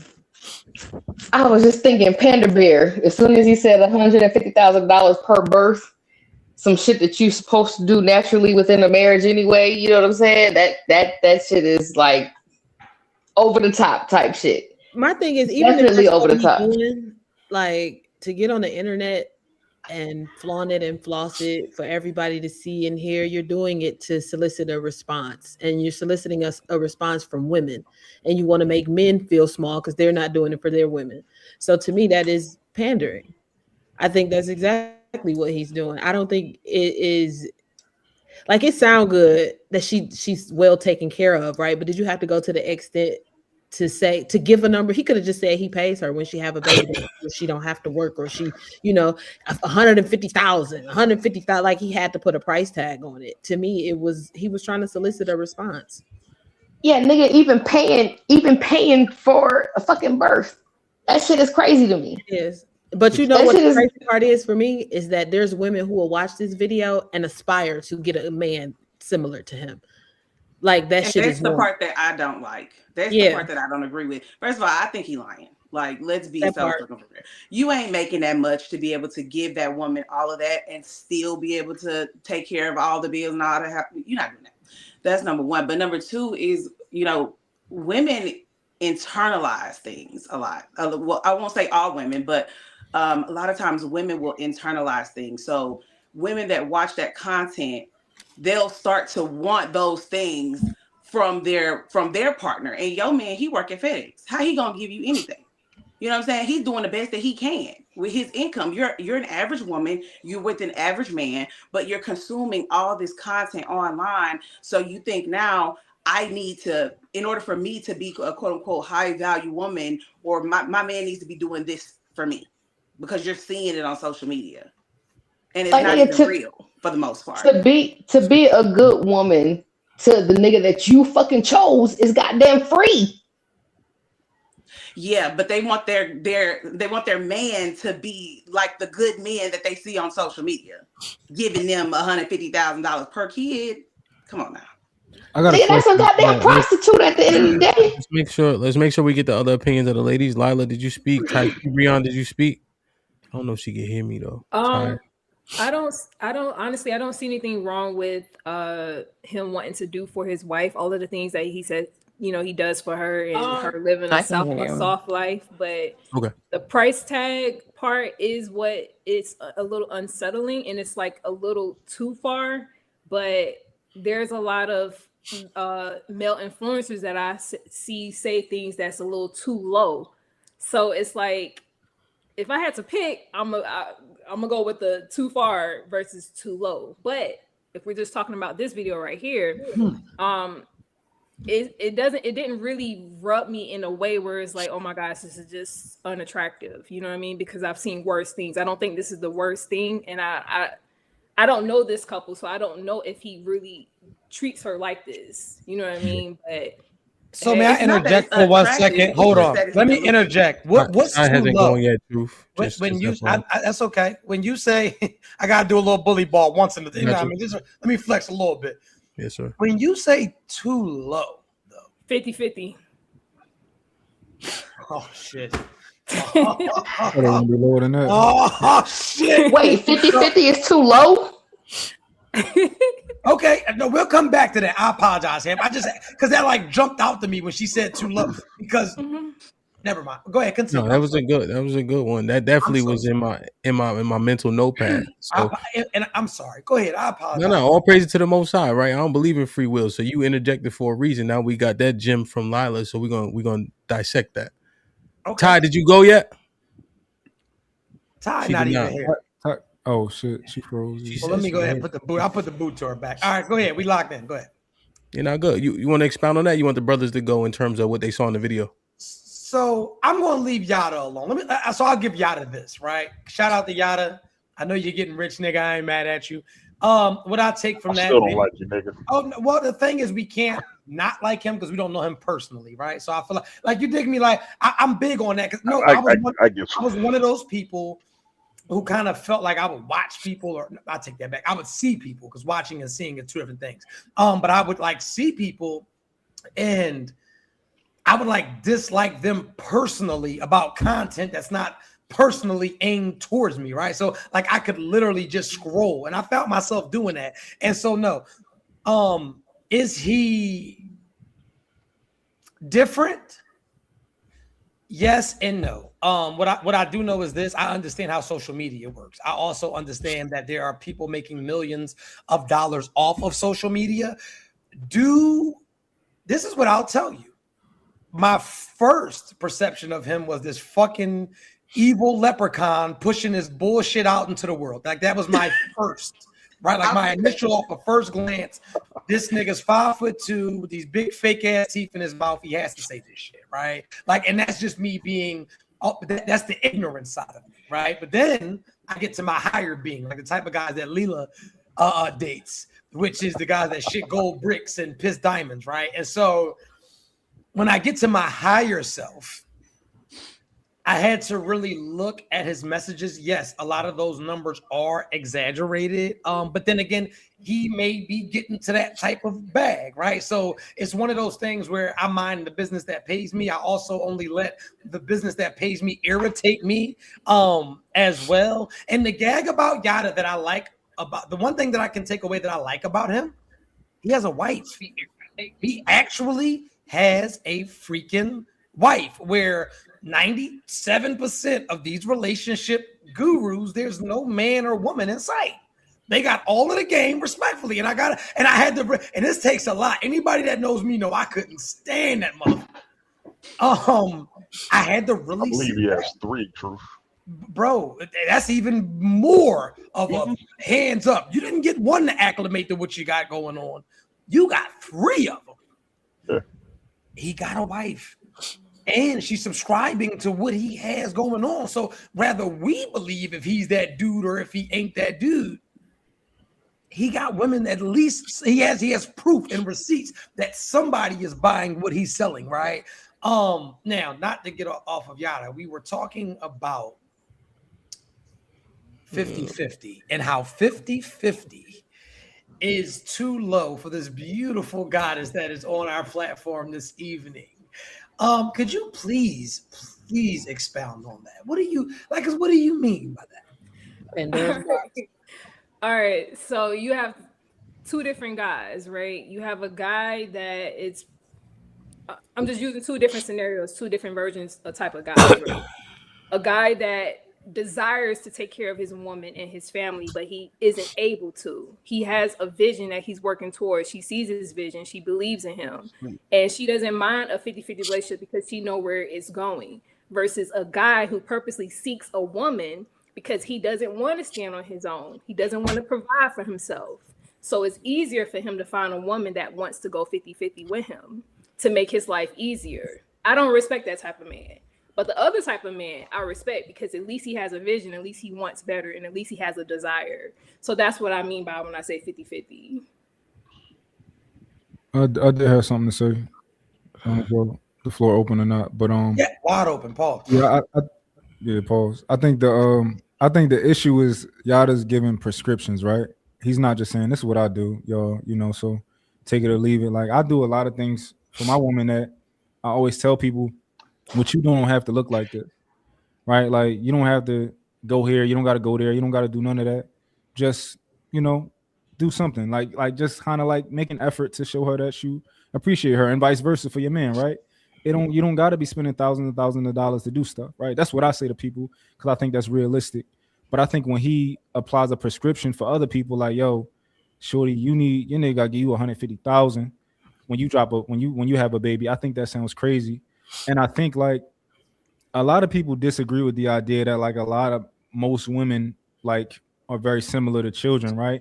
But I think this gives that argument legs when you can just say the most blasphemous thing and they come flocking like, oh shit, well yeah, I want to believe in that. So I'm gonna just say how many girls is in his comments? That's crazy to like think that adult women are in those comments like, yeah, hell yeah. Like what? That's what a kid would want to kind of go and run to believe something like that, right? So, and I'm one of them people just like Truth. Like I try not to make people's internet persona to say I don't like them, but I think it's fair if somebody's like, this person is doing harm by the things that they're saying, like to relationships, especially in our community. So I can understand from that perspective if they like, yo, I don't like this person because of the message that they actually are preaching. I don't think that it brings us together. I think it pulls us further apart because it's so unrealistic. So I want to get back on the 50-50 thing because I feel like we got away from that. And can I hear your explanation one more time? Because I was like listening, but I'm sorry, my mind went somewhere. What is so 50-50 is definitely a no-go for you. And what does that consist of? I just want to be crystal clear. A guy that requires a woman to provide 50% in a household with bills and things of that nature. A man that does not desire to take care of his family. It's a difference between a man who is working towards something and he's not able to do it just yet versus a man that's not working towards it. And he has this expectation of desiring a woman to do it to take load off of him. I don't deal with those type of guys. I have a few questions. 1 second. Yeah. How old are you? 38. 38 years old. You have any children? No. 38, no children. How many men do you have paying your bills right now? I don't have anyone paying my bills. Okay. Do you own your home or are you renting? Rent. Okay, cool beans. And so let's just say you meet a guy, you know, we kick it off, we vibing, you know, whatever the case may be. At what point of the relationship?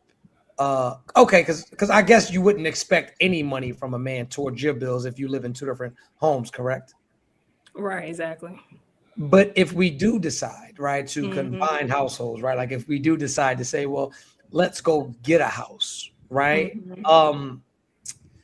Would you be opposed to going half on the house or just half on the bills? Like paying for a house? Yes. It depends. Depends on what? Depends on where I'm at. If I'm ready to purchase a house. It depends on how much the house is. It depends on the man. It just depends on a lot of different things. Okay, cool. So let me ask you, if you could define, we don't even have to do marriage, but relationship. What is your definition of a relationship? My definition of a relationship is basically you have your it's a partnership, not hierarchy. It's a what? It's a partnership. Somebody that don't go 50-50 believes in partnership? Yeah, because a woman, she does not provide financially. She provides in other ways. Which ways are those? Which ways are those? I'm asking. Yeah. You don't know what the divine feminine is? What other way? Tell me. No, I no. So I'm open to learning. This is why I really want to know. I mean, I'm not here to convince anybody. I feel like I'm at a place where I don't have to explain my value. You know what I mean? He's asking. We want to be edified. So which ways are those? For sure. But let me just say this, because I feel like we do this a lot, right? Like we do like a lot of what is the word I'm looking for? I'm not challenging you, right? Like I'm literally calm. I'm just. I know you're not. Hear me out though, sweetheart. I'm really just asking a question, and I never can understand how when people are asking the most regular questions, it's like well, I'm not here to.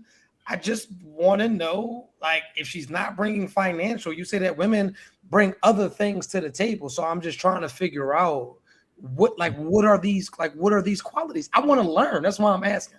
Well, it depends on the right type of woman, because every woman is not operating in this energy. So for one, if you're dealing with a divine feminine woman, you're getting her nurturing energy. You're getting, energy that you cannot buy just by being in her presence. She's not only just nurturing and taking care of the household, she's making it into a home. She's if she's the right type of woman, she picks up on your energy. She picks up when something isn't right. Okay. It's a whole bunch of things that this type of woman, I can't describe it because I got some questions too, man. We all got some questions. Yeah. So let me just, and then I'll let you guys go. We're just conversing back and forth. I mean, if y'all think that a woman's value is in finances, then it's like, then y'all. No, we're gonna have a conversation. That's nuts. So I'm just a tad bit confused, right? Because nurturing is free, right? Love is free. Coming into a house, decorating or pouring into or whatever. And taking on his bullshit. I mean, That's but if you're dealing with a man, if you're dealing with a man with a gang of bullshit, that means that your picker is all you picked a bullshit ass man, right? Let's. So this is right, because realistically, and not you, this is not for you, but this is the trouble that we're having in the dating pool right now. You'll literally get women, and once again, not you, but I'll use your age, 38 years old, 40 years old, that are waiting in a sense to be put up and say, I'm a girl, be impressed with me. I'm a girl, be impressed. And if you don't know that me just being a girl and my divine femininity is enough, then I guess I'll wait around forever until that divine, and the chances are likely, I hate to be an opulent 6. You're going to end up with a girl. You're going to end up with a girl. Hey, can I go? Let me land, baby. I got you. And you can go. Just let me land this plane. Realistically, and I think me and the brother Hamp was talking about this the other day, right? Do you know the percentages, like the percentages of finding, right, a black man, right, a financially stable black man, right? This is 2, an aesthetically pleasing black man, right?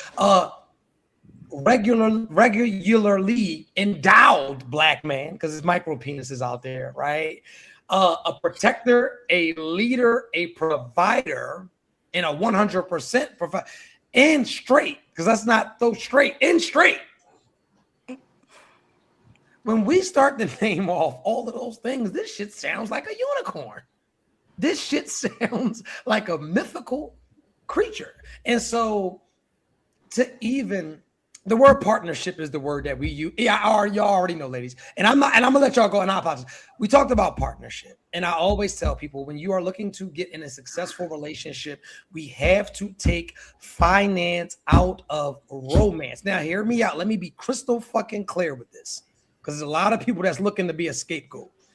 If you date fucking bums, you date fucking bums. This is not a conversation for bums. You need to be an adult. You need to have your own shit. You cannot spell grown without O-W-N. You should have your house. You should have your car. You should have your job, because without these things, you are not an adult. You are a loser. It just is what it is. Take it up with whoever do you hear the bullshit from. What you'll learn about men with money, or the type of men that a lot of these women think that they want to date, they get into these relationships where they want 100% provision.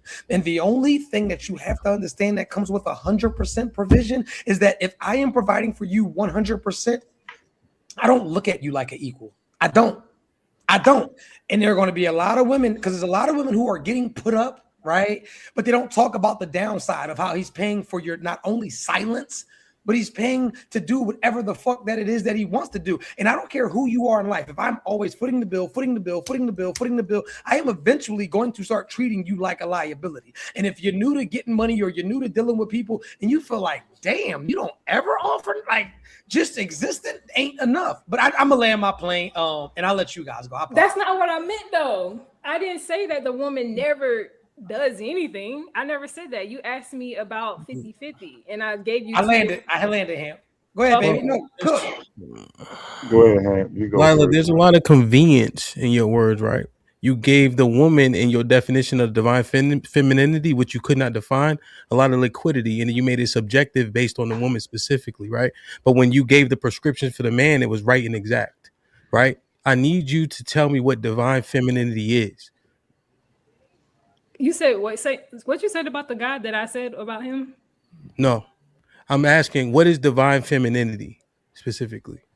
So it's like I said, I'm not here to convince y'all of what. It's not convincing. I'm asking for a definition. Like I said, it's an energy that I can't really describe. It's a woman that's operating in her purpose. She knows who she is. It's a woman that has a calm nervous system. It's a woman that knows how to empathize. It's a woman that knows how to communicate. She has emotional intelligence. She picks up on her energy as well as her man's energy. I got you. Okay, I understand. It's platitudes, right? That you can't actually realize in examples in real situations, right? It's these things that kind of exist in a fog. Now, when you said her purpose, is her purpose outside of that man? Absolutely. What would her purpose Absolutely. consist of outside of a man and what you call the partnership? How do they have independent purposes? See, Alignment. your prescription, you can't actually apply it, right? And this is an issue, right? Because when a woman comes to you for edification, you can't quite give her a prescription. But for the man, he's lesser than if his woman needs to contribute financially. You see, it's unbalanced. I mean, I just did. I just gave it to you.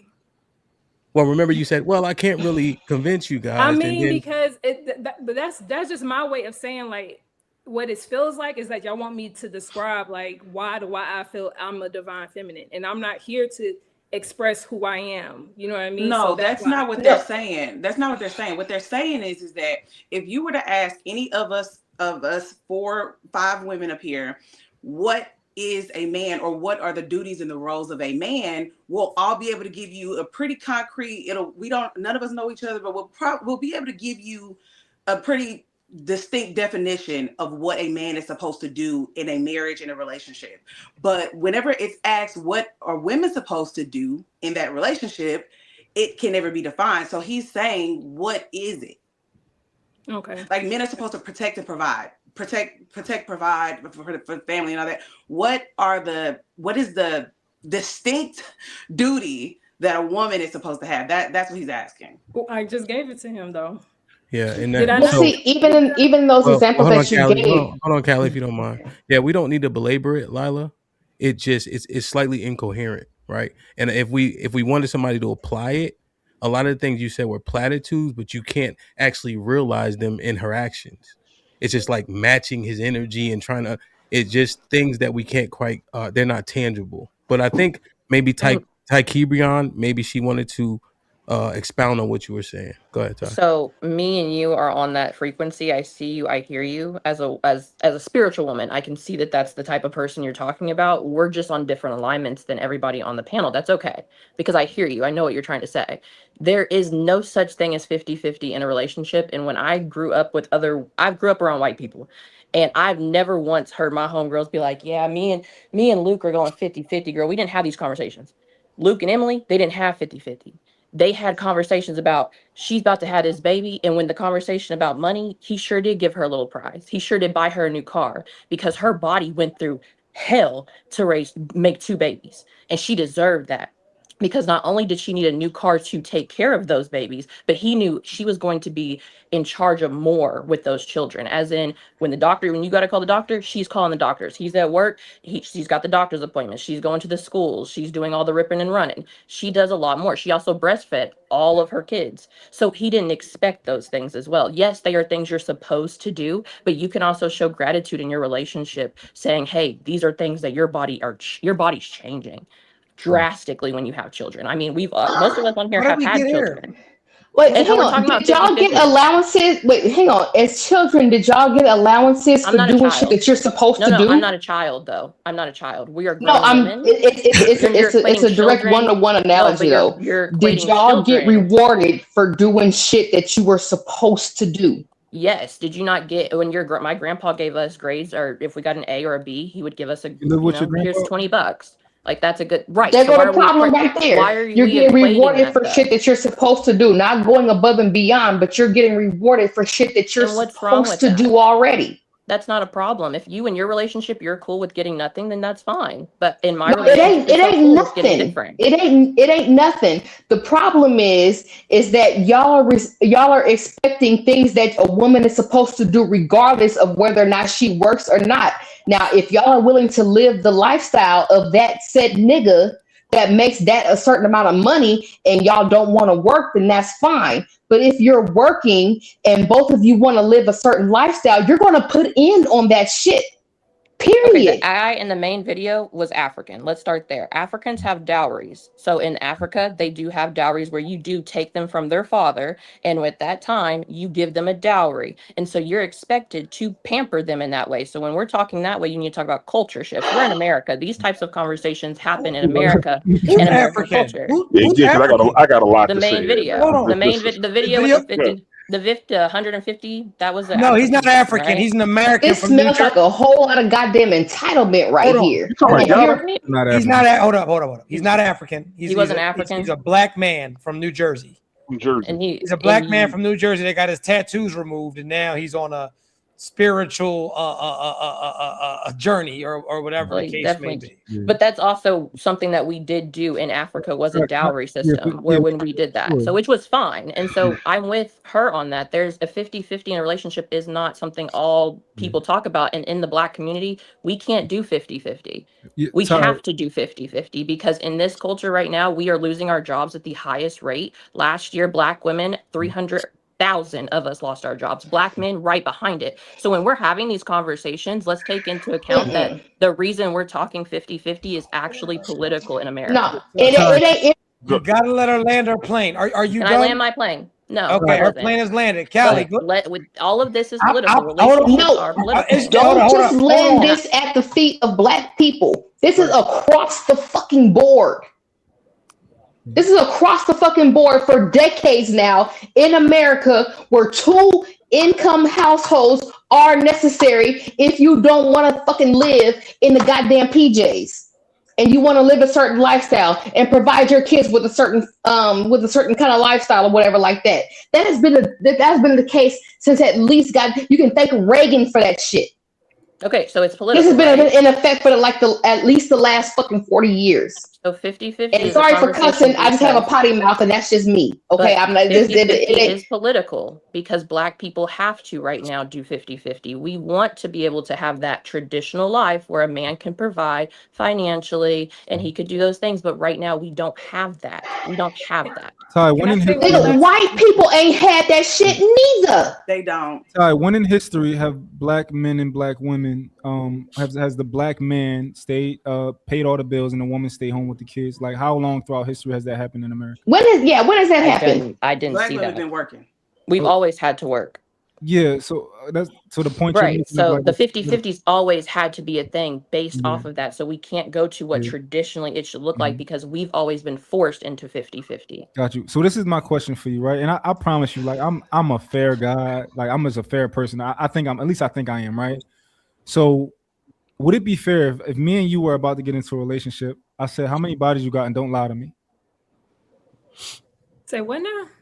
How many bodies do you have? You too, Leah. How many bodies do you have? Do not lie to me. Would that be fair in a relationship? No, it's not your business. That's irrelevant. Okay, because it seems like you guys are creating this value of like this divine feminine thing. You're like, yeah, that's the thing right there. That's what we provide, right? And we never told y'all we wanted that, right? But I know one thing that all the men would say that we want, right? Keep your box in your pants. If you kept your box in your pants, right? Let's say you only had 1 or 2 bodies, maybe 3, right? Let's say you had that, and y'all told us all that on the panel. We'd be like, yeah, well, give them what they're asking for, right? But you wanna tell us what you're gonna give us. We're gonna give you divine feminine. I'm not taking a shot at you, Ty, but I can have an OnlyFans. I can do threesomes. I can do all this stuff throughout my life, right? And I can tell you, well, I'm feminine now, and it's divine. Take that, you're gonna love it. Like give me all your money, and you're gonna love this divine feminine I got. And then you can't even really define it. I'm just trying to be reasonable. It sounds a little bit crazy to us when you say. But we wouldn't be aligned. None of this panel would be aligned in that. Like me and her are cool with this conversation because none of us would align. And that's okay. I don't think you realize we're more spiritually in tune. And so when a body count doesn't matter, because I know why you're asking about a body count, you're trying to see how many dicks I've taken. When truly, why do you ask about body counts?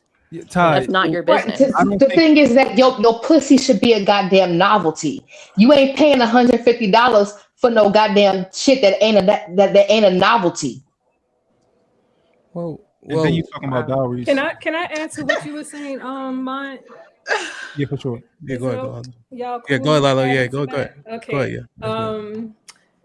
So yeah, we're not aligned with everyone, so I couldn't define the feminine energy because it's different. It's not one size fit all. So that's why it's difficult for me to define it, because one woman may bring value in this way and another one may bring it in this way. I cannot define it, and all I can go off of who I am and how I've grown and developed. And when it comes to whatever man comes into my life, right? For one, it has to be aligned. Now, what does alignment look for me?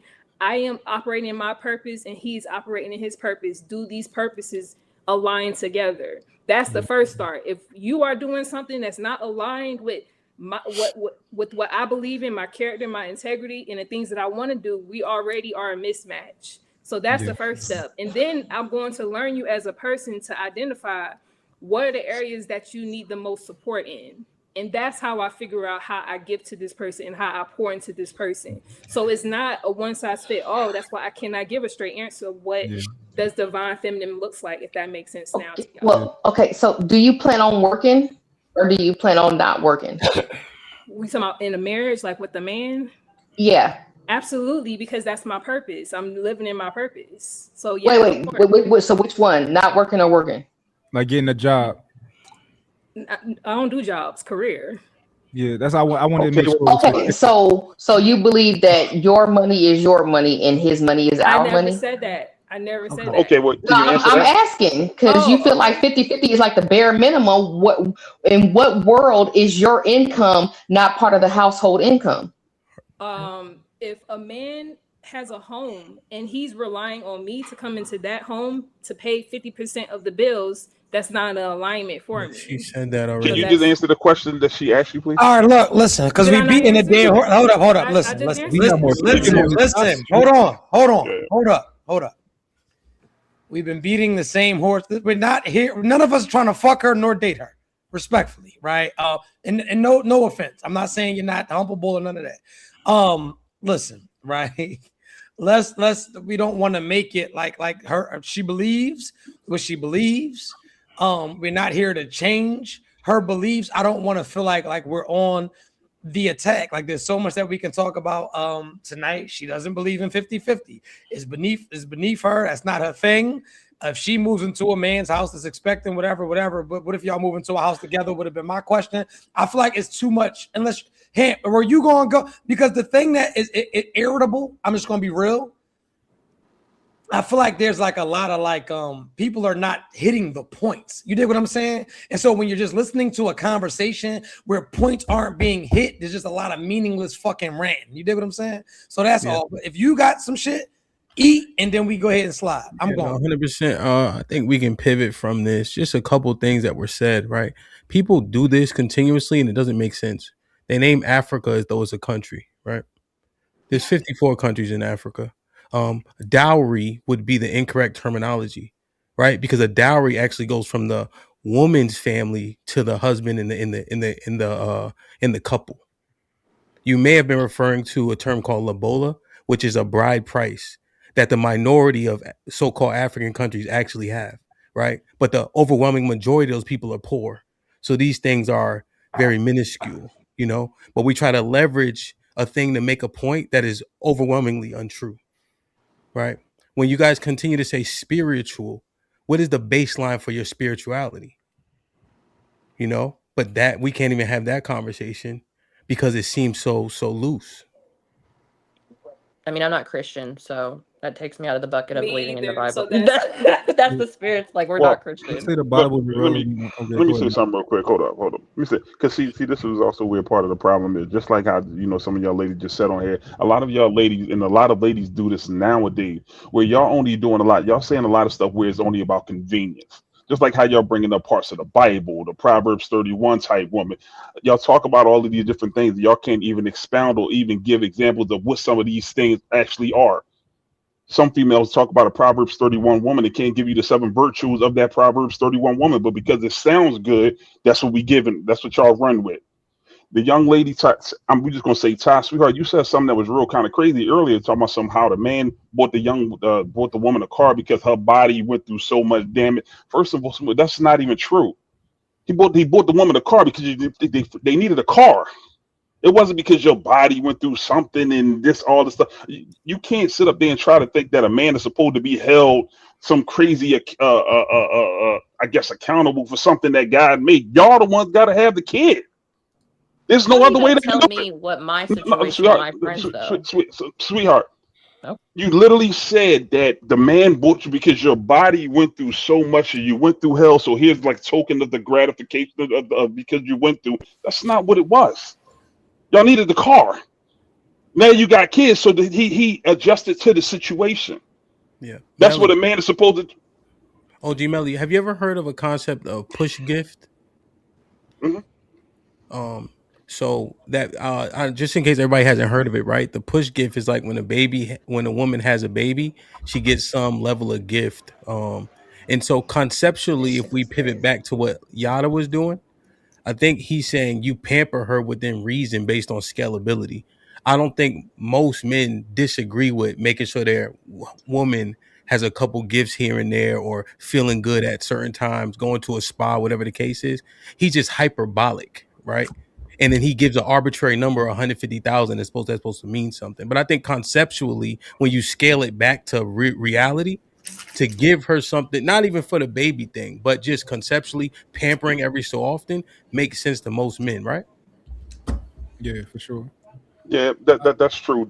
Like I said, with Yada, me and Yada done went through some stuff back with us, so it's like I don't personally hate him, Yeah, but but that's just but Yeah, how I'm going Yada back to with the Yada is, concept. yeah, The concept. yes, yeah. So the thing with Yada, that's not we even want to really true leave about all that. though as men, right? As men, because like I'm dealing with men, it's like I'm dealing with women up here.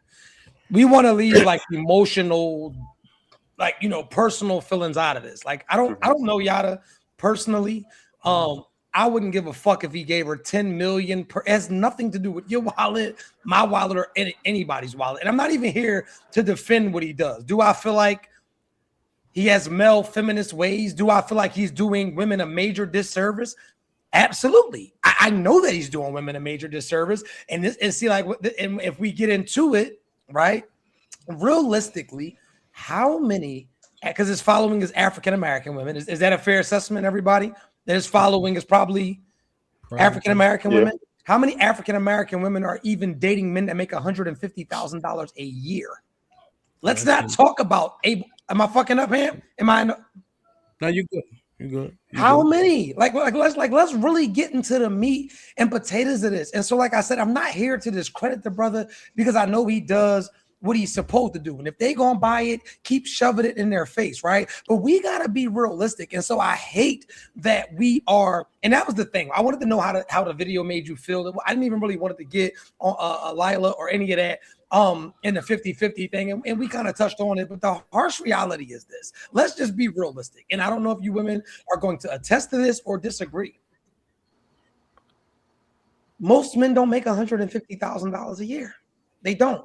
And even if you make $150,000 a year, you damn sure can't give somebody $150,000 if that's what you're making a year, right? So, I mean, like, we got to like really get into the meat and potatoes. So even down to the 50-50 thing, realistically, like we just got to be realistically, and I hate this and y'all going to get mad at me. If you make $100,000 a year, you're fucking broke. Like, that's what they won't talk about. As far as the economy, if you make $100,000, you're fucking broke. And so that is something that we don't talk about. And there's a whole bunch of people out here. You don't know that you are struggling at the highest level. And this is my thing. If you got to think before you spend it, if you got to really be making life decisions at the gas pump or the grocery store, or after all of your bills is paid, if you ain't able to put something decent away, you're check to check, which is a form of being broke. You are a slave to the golden handcuff. So when we talk about finances, I think that we are so out of touch with reality. We are so out of touch with reality. Most people collectively make $150 a year. That's $75,000 a piece. Those are decent paying jobs. Like, those are decent paying jobs. So then when we even get into a money breakdown, because I hate that we do this shit. If we get into a money breakdown, we suffer from being niggas, unfortunately. So of course we're not going to drive the Ford Fiesta. You got to go get you a small ass little. What's the smallest Benz they got? The little C. You got to go get your little starter Benz. 325. CLE. Okay, my nigga, you got to go get the little 325 with your $1,000 payment and your $300 insurance. He got to have his. So now we at $2,600 a month. We're not talking about how we renting the crib. Rent high as shit. I know because I own properties. You went and got you a crib. This shit is $3,000 a month, and this is some regular shit. $3,000 get you very regular. So that's another thing. So a lot of motherfuckers is lying on this. $3,000 get you some real regular, degular shit. Unless you're gonna come to Houston, you'll get some fly shit, but it's gonna be gang violence and all types of shit around the corner. It's gentrified. Now we are already at $5,600 a month. We didn't get in the groceries. We didn't get at to stop the Chick-fil-A. We didn't get gas money. God forbid you got kids. Like we didn't even start. We already at 10 bands a month. So even if we do 10 bands a month, our overhead is 10 bands a month for 12 months. That's 120,000. We at 10 and not even incorporating everything. So now that would put us at a 50 ball. We're not talking about the trips. Oh, we got to get clothes. We got like motherfuckers is out here really struggling. And so my thing is realistically, if that is your thing, I'm not judging you for that because I think that you can get what you're looking for. I looked at your page, you're in shape. I don't even know if but the thing is, I never said I was searching for a man or a husband to begin with. I never said that. I never said that neither. What I'm saying though, I think that what I'm saying is that we have a gang of women who require things that they cannot provide, or they do not qualify for the things that they want provided for them. That is what I'm saying. So that's what I'm trying to get. You know, I can care. My wife don't pay no, I get it. They're out there. But at this big age, it's far and few. You might get a man to pay all your bills, but his dick is this big. You might get a man to pay. I'm just keeping it 100. You might get a man to pay all your bills. He smell like shit. He overweight. He got side teeth. Like you might find that doormat, but the nigga ain't going to be. Never mind. But anyway, I just wanted to say that. And I want to go ahead and pivot. And I appreciate y'all. Can we get to the next topic or no? Yes or no? I wanted to. Please. I wanted to say. Who wanted this? Who was that? Mine. Go ahead. Yeah, hey, quick, let it go. Quick. Hamp. That's all. Go ahead, Mom. Yeah. So this is the thing, right? We hear y'all, right? We hear the women. We hear y'all when y'all say y'all want a man that's gonna pay all the bills. Y'all want us to do this, that, and the third. Like we hear y'all, and that's cool, right?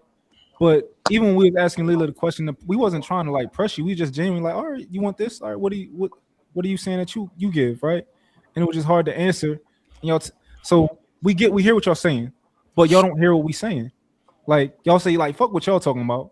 Fuck the value that we want in a woman, right? So do y'all understand like the perspective of like how it just sounds a little bit crazy? I understand it, but I've never said fuck y'all perspective, but I do understand where you are coming from now of trying to understand the value of the woman. What the hesitation for me is that I'm not here to explain my value to anyone. I don't have to. My presence speaks for itself. When a man is in my presence, it speaks for itself. And when it comes to other women, I can't describe it what it looks like for other women because there's no one size fit all. So that's why I'm hesitating on answering it, not because I don't know my value. I know exactly what my value is. I know my worth. I know who I am, but I don't have to explain it. My presence speaks for itself, and that's just it. But do you think that people sometimes overvalue themselves? Not saying you, but like, is that do you think that sometimes people like walk around and like they see themselves here, but in actuality, like they're like somewhere like in this region, like absolutely. Okay, yeah, because some people overshoot their value. Like I'll hear a woman say, not you per se, but I'll hear a woman say, I know my worth, and if a man is in my presence, he's going to see it, but there's no man in her presence, if that makes sense. But anyway, she may not want a man in her presence. But what if I told you that? What if I said, I know my value. Don't ask me that. Don't ask me nothing. I don't got to explain my value to you. You don't have to explain it because I'm going to be paying attention. That's her premise. So let's let's wrap. Can we? Yeah. Let's wrap. Look in the back, True. See that one? Oh, yeah, yes, sir. Pause. Yeah, don't ever say that to me again, Paul. That was bugging. That was please don't. Lila been talking about the moon and the stars. I'm bugging. I apologize. So I wanted to do this before we get to the topic that we got in the back, because that's why we got Taki Brian. Okay, Taki Brian. Okay. So we brought her up here. Yeah. So if you guys do not know who Taki Brian is, she is the beautiful young lady from Pop the Balloon. Well, no, she's the beautiful young lady from her mother. Her mother had her, right? But she is the beautiful young lady that we seen go viral on Pop the Balloon.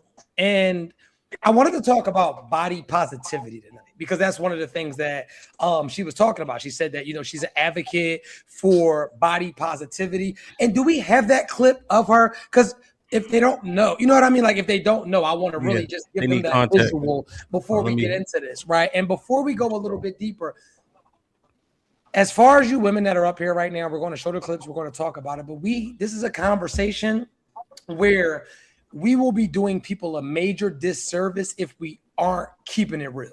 You understand what I'm saying to you? So that's all that I ask.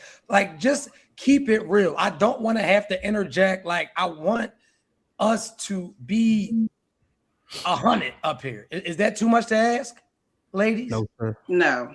That's good. Thank you. You ready? You got the clip, bro? So this is the young lady right here.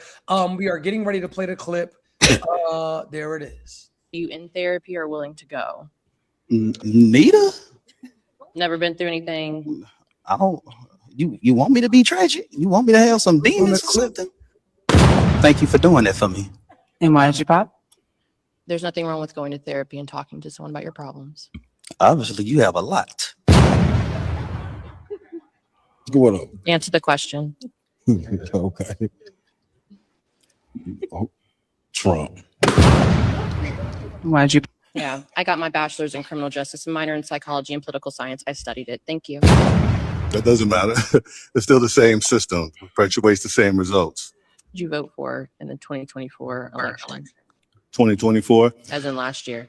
No, I don't subscribe to politics. I don't subscribe to politics. It's the illusion of choice. And why'd you pop? That's bullshit. Damn. So if you've seen her, if you've seen the clips, she was going viral. But what I noticed and what made me go to her page is because I've seen like the vicious attacks that she was getting, right? Like a preference is your preference. You like what you like, you feel what you feel. But I feel like the attacks on the way that she's built, people are just like going out of their way to criticize the way that she's built. And so one of the takeaways from it all was, for me, I want to ask you, where does your confidence come from? And not in a way, I'm not asking you that question to say that you shouldn't have it, but when you're constantly critiqued, when you're constantly disrespected or harassed about the way that your body shape is, I just want to know, like, where does your confidence come from? I am built like my genetics. Also, real shit. I have done my DNA. My father's from Panama. My mother's from here. She's black American. My dad was Panamanian. So I'm built like a fucking torta. That's what I am. And like, I'm not ashamed of what I am. I have a nose that comes from Panama and a stomach you ever seen a fat Mexican? Yes. I'm built like a fat Mexican. I'm Mexican. I have Mexican DNA. That's what this is. So it doesn't hurt me to hear these things from people that I wouldn't fuck with to begin with, if that makes sense. These are people that are not aligned with me to begin with.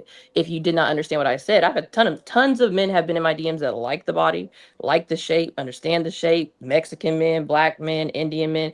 That's not the problem. They're not aligned with me. I ask my questions are my non-negotiables. When you go to a dating show, or if you're on a dating app, you have non-negotiables that you put on there. These men didn't fit my non-negotiables, and that's okay. But to come at my body was disrespectful, because it's like, as a black woman, I'm telling y'all I'm a political activist. I go toe-to-toe with MAGA. I go toe-to-toe with Trump supporters, and I've been face-to-face with them. And to have my own people decide that, hey, fuck what she's saying, I'm just going to shoot for her body because I can't really give her a debate conversation, was very interesting and very eye-opening for me. You don't think, there you go. Sorry, go ahead, brother. You don't think it's fair at all, and for somebody to say anything about the way that you look when it comes to you popping on other people for whatever reasons? You don't think it's fair, even in the realm of fair? No, because I didn't pop on them based on appearance. I popped on them based on their answers to my questions. If you watch the shows like normal, people pop based off of appearance, and I watched a line of women do just that. And that is acceptable in that culture of these shows, is to pop based on appearance. I'm not used to that. I don't pop on appearance. I pop off of how I align with you. We didn't align. That man was 51, the darker skinned man. He's cool. We're actually friends now, by the way. So me and him are actually cool. He's 51, so he's way out of my dating range to begin with, but I didn't pop on any of those things. 47, the Trump supporter. Fuck him. Would never date a Trump supporter. And the other guy, we follow each other on TikTok now. He's also 5'4", and he is not my type, but I don't pop based off of those things. He was funny. Yeah. I thought he's a comedian. I thought, oh shit, he might be someone cool to hang out with, even if we didn't date. You mean physically? He's not physically your type? He wouldn't physically be my type, and that's okay. But at the same time, I would give it a shot because you never know if physicality is just something I can disregard based off of love. So the reason that I ask you think that's fair, right? Because of course we all have a physical preference to some degree, right? But realistically speaking, I would say that those men who walked out there and they didn't pop your balloon, like just like, oh, let me pop this, I would think that they were actually putting their best foot forward for you by even entertaining a question from you.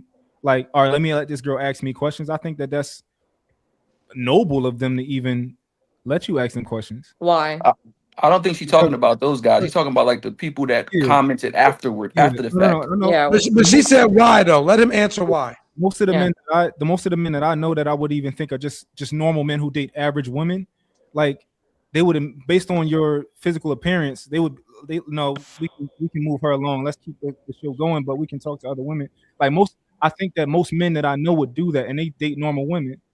And that's fine. And that those men are not aligned with me, because if all you look for is appearance in a woman, then that you wouldn't be for me. I'm okay with how I look. And also, I'm currently on a weight loss journey and have been for a very long time. My highest was 260. I'm at 210. And I love myself enough to have put myself out there, and to be disregarded by the same community is really disrespectful. And we should really study why we base so much of our love on appearance versus alignment. So that's why the same thing that you did though? I based it off a character. No, she popped the balloon because of the politics. Hold up, man. Isn't that the same thing? So isn't that the same thing that you did, just basically on a different subject? No, these subjects matter. These are big topics. So because of the simple fact that a man popped on you because of how you build, you're saying that shouldn't I popped on them. Just because they probably didn't want you or don't want you because of how you built. You're saying that that's supposed to not matter because they might be a Trump supporter, or they might be dark, as the last gentleman that whatever screen was up there, that True put up there said, because he was darker. No, I'm not saying he was darker. I was extinguishing the three black men. One was short, one was darker, and one was a Trump supporter. That's the only way I could have, tell you which ones was which. Calvin and I are friends. So the fact of the matter I'm getting to is basically you chose and you're still choosing because of what's convenient for you. Is that not correct? Politics are important to me as I'm a political activist. Is that not correct that you basically disqualify a person because of what's convenient for you? What's important to me, not convenient. No, but you kind of eliminated the visuals for people that are visual creatures. Like men are visual creatures, right? Correct. And maybe I'm not these people's type, and that's okay. But there has been men that are that like me and that have messaged me and been like, I think you're beautiful. And that's okay, because I'm not for everybody. But we're not saying that. But the fact of the matter is you have a preference, and however you're choosing to pick a man or whatever the case is how you're choosing it, regardless if you're using politics, if you're using how they look, how they smell, if they funny or not. You're doing whatever is good for you, but yet and still you're saying because if a man don't like you of how you're built, then that's a problem. What the problem is being disrespectful for it. You don't have to, if you don't like something about somebody, you don't have to make a comment. You don't have to call her a fat, ugly bitch. You don't have to say, ooh, she's built like an ice cream cone. You're just keeping it simple. No, the comment section is how we got here, on how I've been belittled with body positivity and how I look. So like I'm saying here, if you do not like the way someone looks, you do not have to comment. If you have nothing nice to say, keep it moving. I didn't pop on them based on that, though. I popped on them based on my question. Can I say something? I think part of that... Right after explicit, Naeem. Go ahead, explicit. What up, Naeem? Salute. But I think part of that, you open yourself up. You open the door for that when you go onto this show. Like, you went viral. Like, you don't get to be like, oh, I'm gonna go on the show, they're gonna record it, they're gonna put it online, and then be mad at the comments. Like, evil people are evil. We know that, as we can see. Body shaming is evil and it's bullying, and we shouldn't do it, because what are we teaching our children to do? Now, while I agree with that, it's a cold world. It is. And so we need to do better as people. It's we should not be bodying who they vote for, right? Don't you shame people for who they vote for? Yes, I surely do. You know why? We have a It pedophile doesn't as a matter why. president. No, it doesn't matter why. The No, fact of it the matter is does you're doing matter it. why. It doesn't matter why because I that's just your said preference. That's 300,000 your black women preference. lost their jobs last year due to Trump's administration. You're telling me So, that's not And how important? many people when we talking about dating? We Yes. just keeping it simple. We ain't going to keep No, shifting that's the important to goalposts, and me. we're not shifting all of the. That's Okay, important to You talking me. to the well, if I wrong can kind of play black devil's people. advocate I real know. quick. Yeah, hold no, on, I'm talking to the wrong type of black people. hold on, That hold is on. where we're at. You're right. Just real quick. You're right. Yeah, let's Splits get the floor back. go If Splits, ahead, I go can ahead, try go to ahead. No, try you're to right. be as I'm talking to the succinct. wrong black people. No, wait. no, Just it's I not the think it's wrong good. Hold time. on, Splits. Let's set No, the it is. baseline. It is. Yo, Splits, just be succinct, right? So you can get a direct answer. Go ahead. If I could play devil's advocate, what Melly is saying and what you are saying, both points are valid and they correlate. Because what he's saying is you got rid of those guys based off of what was important to you. Got it. But if a man feels like what a woman looks like is important to him, it is the same. That's fine. So She says she don't care though. I'm Right. sorry, you gotta Naeem, say it. Naeem. right, but we don't get to be like, The oh, fuck? but I had a reason to not do it. Like it was different. It's the same. No, because that's fine. You cannot like me because of my body. You also do not have to come to my comment sections and call me a fat, ugly bitch. There's no reason for that. That's disrespectful. And also, you're seeing that as a black woman who's a political activist going toe to toe with MAGA, who has been death threats, car tagged, followed, doing the work. You should not want to add to that But flame. just like you saw the man on the show that you were on All say that right. he's not a political person, there's a lot of people who just aren't political people. Let's That point is explicit. moot. Like a lot of people don't As we care about know. that. Let me As we interject. Let know. me As interject we for can a see. second. Hold on 1 second. Let me run this movie for a second. Right. So the issue at hand is that people, right? The issue is that people feel like because she's built the way that she's built, that she does not have the right to be selective. That is the issue, right? Let's see. I feel like we're doing a lot of moving, right? A lot of people, and that's why I said I want us to be honest coming in here. A lot of us, and I'm one of them. When I first saw the videos, I said the fucking audacity for her to have a choice. The fucking audacity. But then I took a step back and I said, well, damn, that's no different from a broke woman wanting a rich man. That's no different from a fat woman wanting a skinny man. It's no different from an ugly woman that thinks that she's entitled to date men that are handsome. So what we got to get at, right? Because I feel like we're doing a lot of, tap dancing around this shit. She was attacked in a lot of ways because of her build. You're built like that, you have to take what's put in front of you. And so I think that that's a major disservice to all bigger women, because there's a lot of bigger women that we see them and we feel like it's the fucking audacity. But the harsh reality is that confidence is not coming from thin air. Y'all are not listening to what she's saying. Yes, it's a lot of men in them comments that's, oh, you fat this, you fat that, but it's lifting that stomach up to suck that pussy. Like, we don't get into that. This confidence is not just dropping out of the sky. If you see a man with a micro penis and he jump on the bed proud and he whip that little motherfucker, somebody done told him that dick is good. Whether you can see the value in that little ass dick or not, somebody's telling him, hey, look, that little dick magical. Matter of fact, you know what's crazy? When you like a person, the dick's not small. It's the perfect size. So somebody's telling her, because she said it, it's men in my DMs that is feeling this energy. Fupa, big, whatever she got, chalupa, whatever she said she built like. Torta.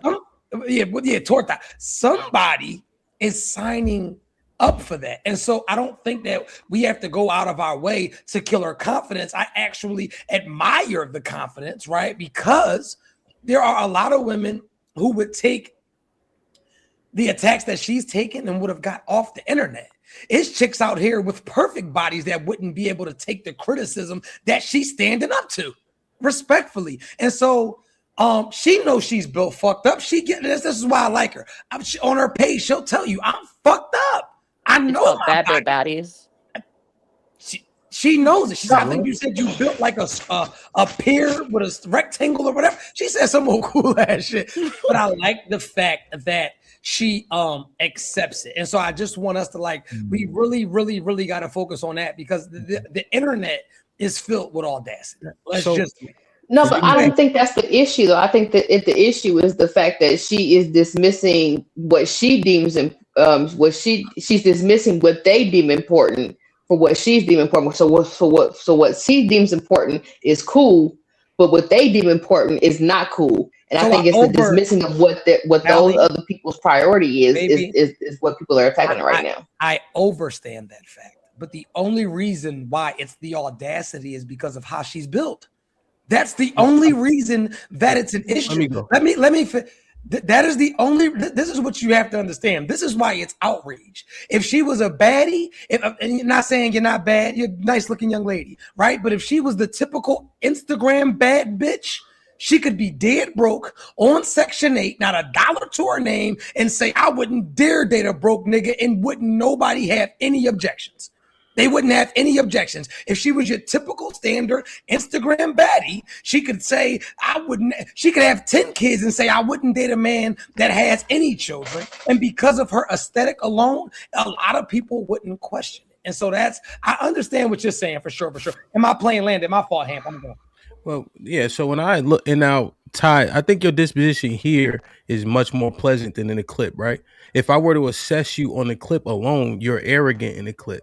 And contrary to popular belief, confidence and arrogance are not synonyms, you know? And so if I'm looking at the clip for itself, right, you called people's ideology bullshit, right, which is disrespectful. You understand? And so when you're being mean, people are going to be mean to you. And That's so fine. that's what I witnessed, right? Now you're much more subtle here, you know, but just based on the clip, I could see why they would attack the things that they think may hurt you because you were calling people's ideology foolish. Yeah, and that's all they can attack because they can't attack my ideology. And that's the fun part about it. It's like a social experience to me. Like I told you, I had a minor in psychology. So to watch people get upset and be like, well, that's why you're fat. Okay, bitch. And you're still stupid. Like I said, what the fuck I said. You can't argue my point until you can argue why you think voting for Trump is okay. Therapy is needed in our community at one point. And that's why I said, are you in therapy or are you willing to go? Because we have a lot of miscommunication that happens in a relationship. I don't want to get my ass hit by you. And now I shot your ass because you should have went to therapy because that's what you and your mama used to do. I need you to be able to have a conversation in a non-biased state with a therapist. That's all I said. Question, real quick, man. I just want to understand. I don't have the context of the clips, right? And so we're judging based off the clip, which that's what we have. Why did you ask him about the therapy? Was that just one of your pop questions? Yeah, I had 5 questions on my phone and I asked these questions. Now, these questions are important to me because as someone who is currently going through a divorce, I believe therapy is needed on all ends. I'm in therapy still. There's nothing wrong with therapy. I've seen a Black woman therapist and there are Black men therapists that I'm friends with that talk about how we in our community need therapy. So I ask, are you in therapy or are you willing to go? And also it makes sure that if there is an issue, they would be willing to go get some type of unbiased help versus going to their grandparents, their mom, their family, someone that can be unbiased. So you're looking for alignment, and so you believe in therapy. So you simply wouldn't date a man who doesn't believe in therapy. Right. So the question was a trigger question to see how you get triggered by said question. Same thing with who you voted for. And honestly, it makes sense to ask because in this time, look at what we're going through as a Black community currently under this administration. 100%. I understand that. I have a point, Hamp. Let me get this one point, Hamp, please. You are pro-Black, correct? I don't understand the question with pro-Black in that though. Like I'm pro-Black woman. I'll give it that. So no. Hold on. Huh? Wait. Hold up. Hold. Go ahead. I'm confused. Go ahead. Are you pro-Black or are you not pro-Black? It depends on your understanding of pro-Black. No. What's your understanding? Hamp, hold on, Hamp. Listen. No, let her answer. Go please. ahead. I'm talking to her. No, I know y'all built the same, but goddamn. Anyway, I'm just playing. Because you said earlier about Black love, but you never actually looked at some of my content. My ex isn't Black. But ma'am, I'm not. Once again, this is the issue. The question is very specific.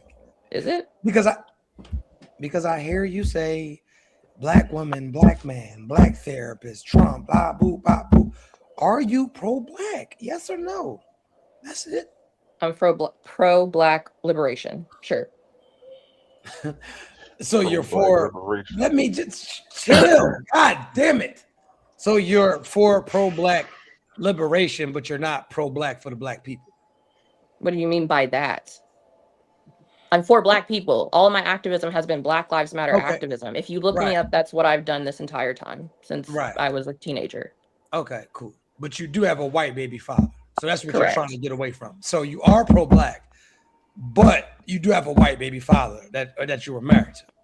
And I never asked 50-50 from yet. Right, for sure. But is that why you were evasive to the question? Because you're pro-Black, but you were pro-pink penis at one time. I was pro who was with my standards at the time. Cool. And what? And I'm sorry, but I had to like this was important. So, what is your preference now? I would like to date a Black man, which is why I went to a Black dating show. Okay, I'm going. I landed my plane. I'll let y'all do with that what you like, guys. Yeah, there's a lot to do with that. You can't sleep white and talk Black.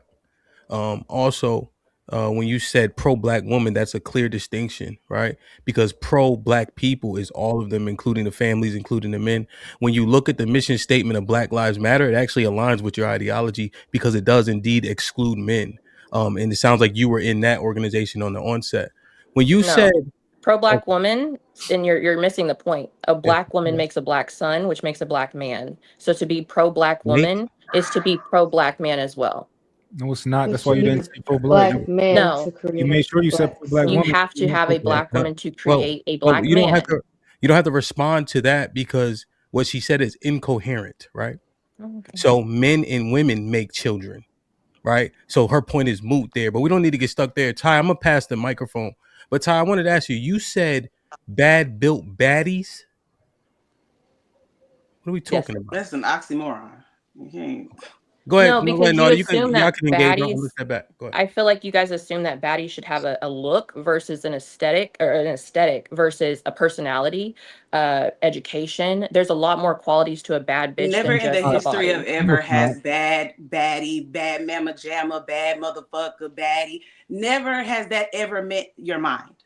It's And that's the problem. It has always been. And that is a problem, is how we look at it, is it's about your body. And where does that come from? Yeah, Slavery. that's what it's been about. It's always been about. Right. Slavery mindset. I mean, you can be a baddie and be smart. Hold on, guys. but you can't. Hold on, Callie, because Naughty was engaging. Now, Naughty, this is also a point that Callie was trying to highlight. But go ahead and finish your thought and let her respond.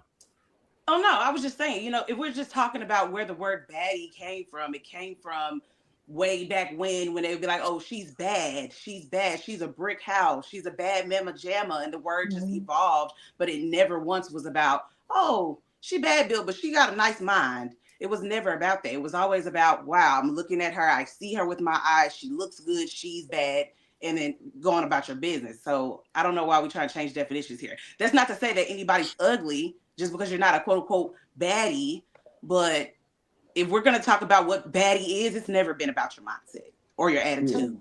And that's why we're in the problems we're in today, is because we look at people. Go ahead. You've been waiting. Go ahead. I want to hear your opinion. Nah, I want to commend you for what you did. Well, I mean, I ain't see the whole clip, but I think that's a fair take. Like, not caring. Not if somebody doesn't care about who's running their city and shit like that. I think that's important, especially once you in like your 50s and shit like that. So you're not wrong at that. You're not wrong for that at all.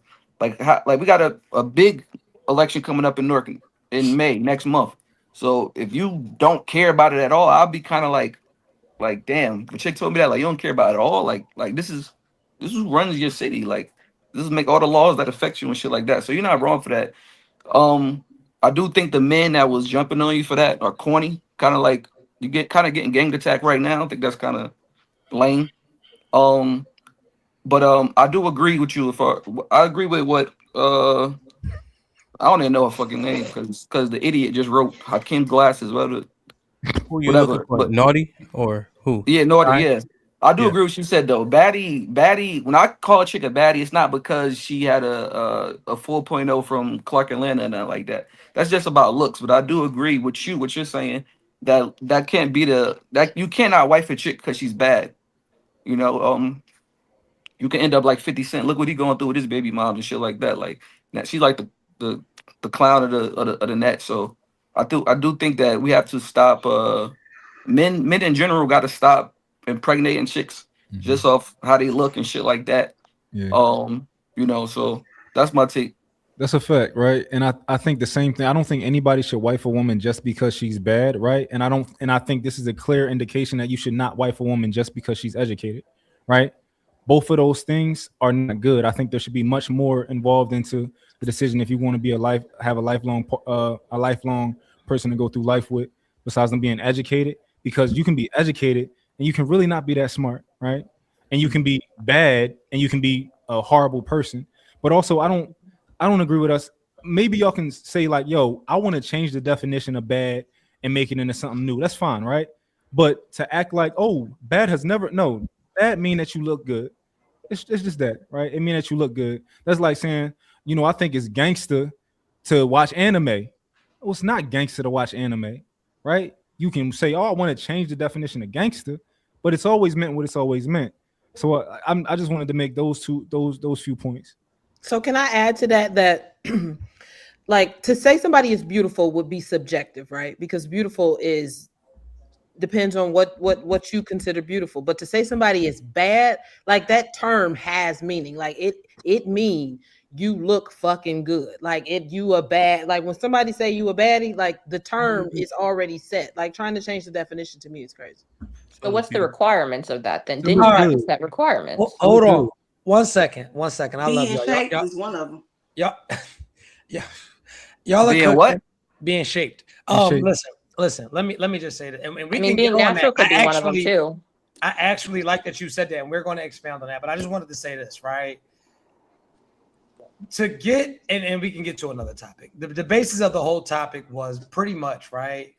There are a lot of people on this internet and in life who aren't qualified or who we treat as though they aren't qualified to have certain opinions or certain objections about certain things. And so then we get into a point where realistically, who would be qualified to tell her, right, that she's not a baddie, right? Who would be qualified to tell? Because what we see on the internet is broke people telling other people that they're broke, right? What we see on the internet is basic ass people telling other people that they're too basic. And so I think that I just don't want us to get too far away from the fact that the people who felt that it was the audacity for her to be selective, it's no different from the broke woman thinking that she should date the rich man. It's no different from the ugly man thinking that he should have the attractive woman. It is no difference. And so a lot of us suffer from a major sense of entitlement. Now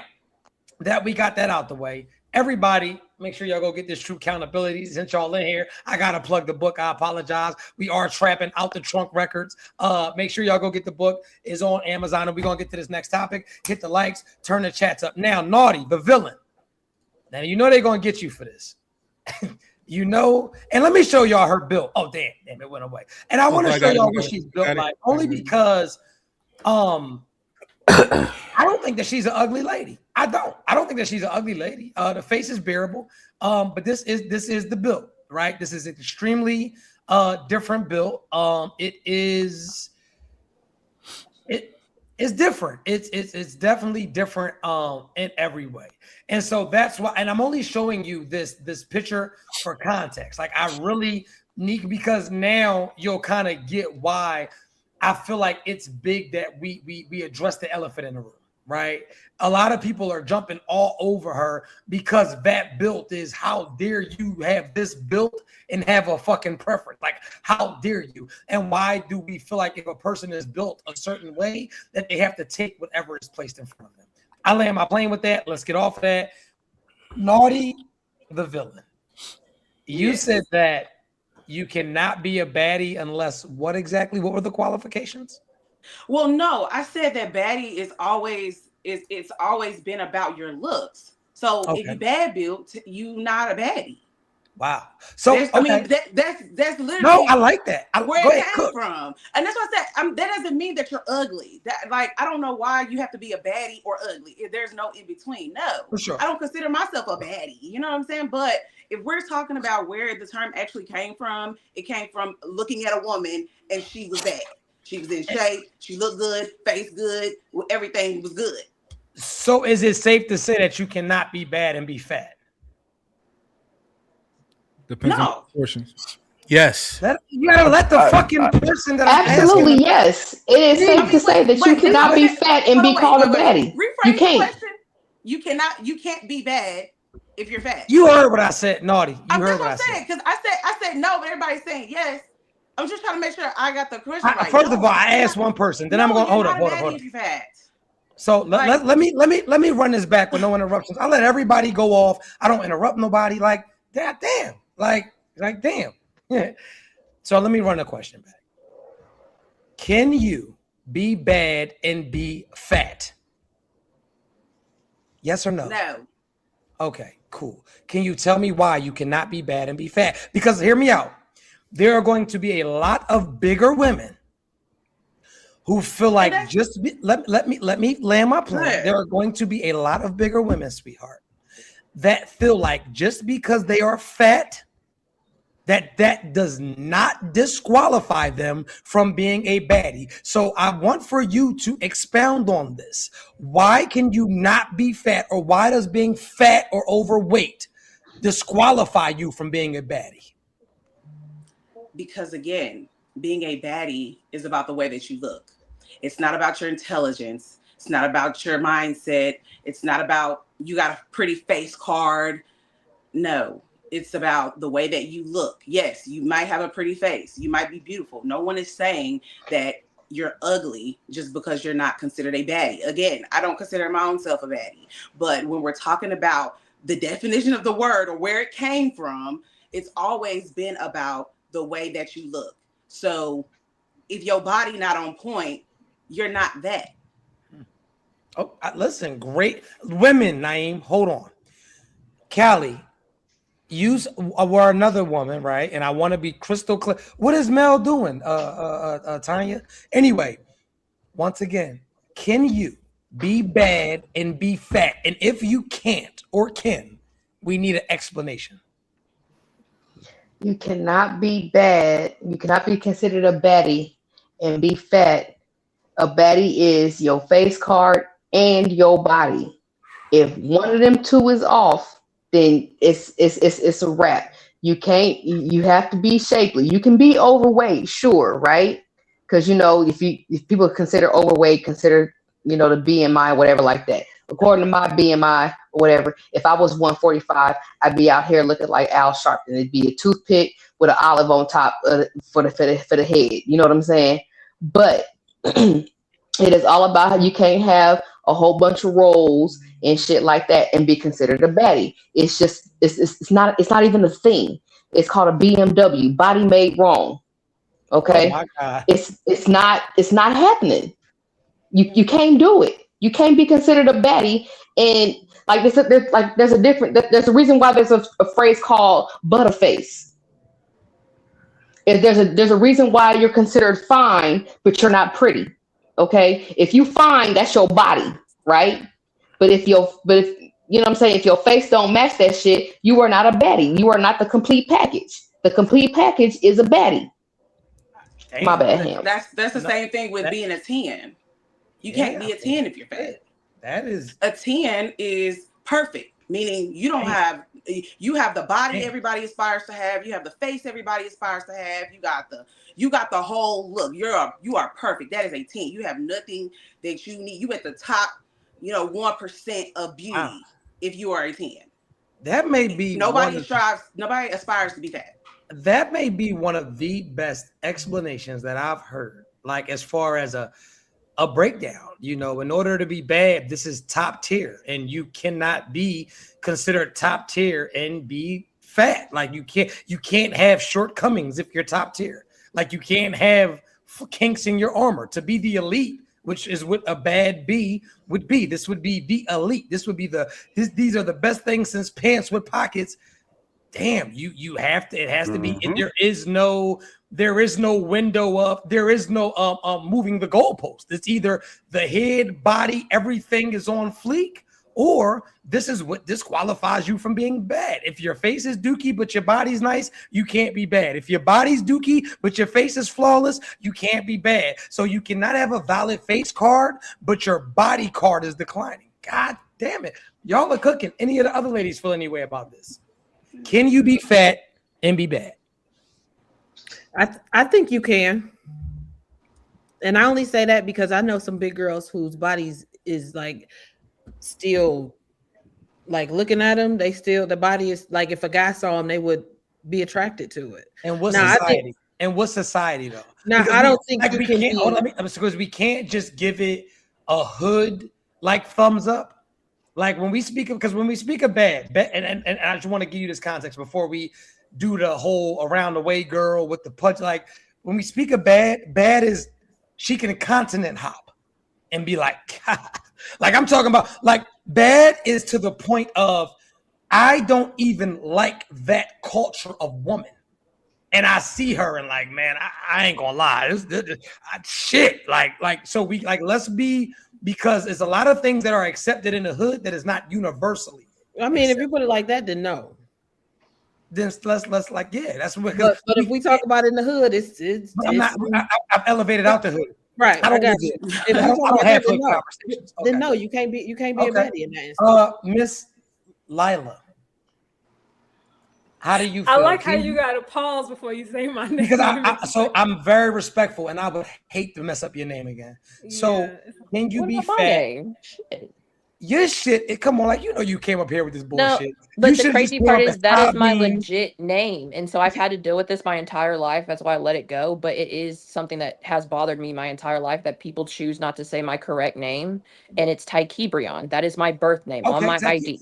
But you never came up here and pronounced it like that. Tykebrion. One time. I got it now. I did actually. Tykebrion. Well, I apologize. Tykebrion. I can't forget it now. Thank you. It rhymes with Freon. Anyway, go ahead. Keeps the car running. I honestly don't know what a baddie is. I don't care because I've never identified as one. You know, I never identify as a bad bitch, a baddie. Honestly, I don't know what these terms mean. You know what I mean? So I really don't have an answer to it. In Atlanta, you don't know what these terms I mean? mean, I live in Atlanta and I don't relate to them. Ma'am, I love you. And let me say this. I like you. I'm gonna tell you why I like you so much. Because if you aren't anything, you're consistent. And I love consistency. If you aren't anything, you're consistent. And I am not going to rob you of that. So you being a beautiful black woman that's in the gym, that is, I look at your page, and to aesthetic, you make sure you keep your shit on point like a spear. You don't know in Atlanta, Georgia, like you know what? I land my plane. I digress. I mean, I've been around baddies. I've been in the Atlanta real nightlife. I've been around multi-million-dollar millionaires, rappers.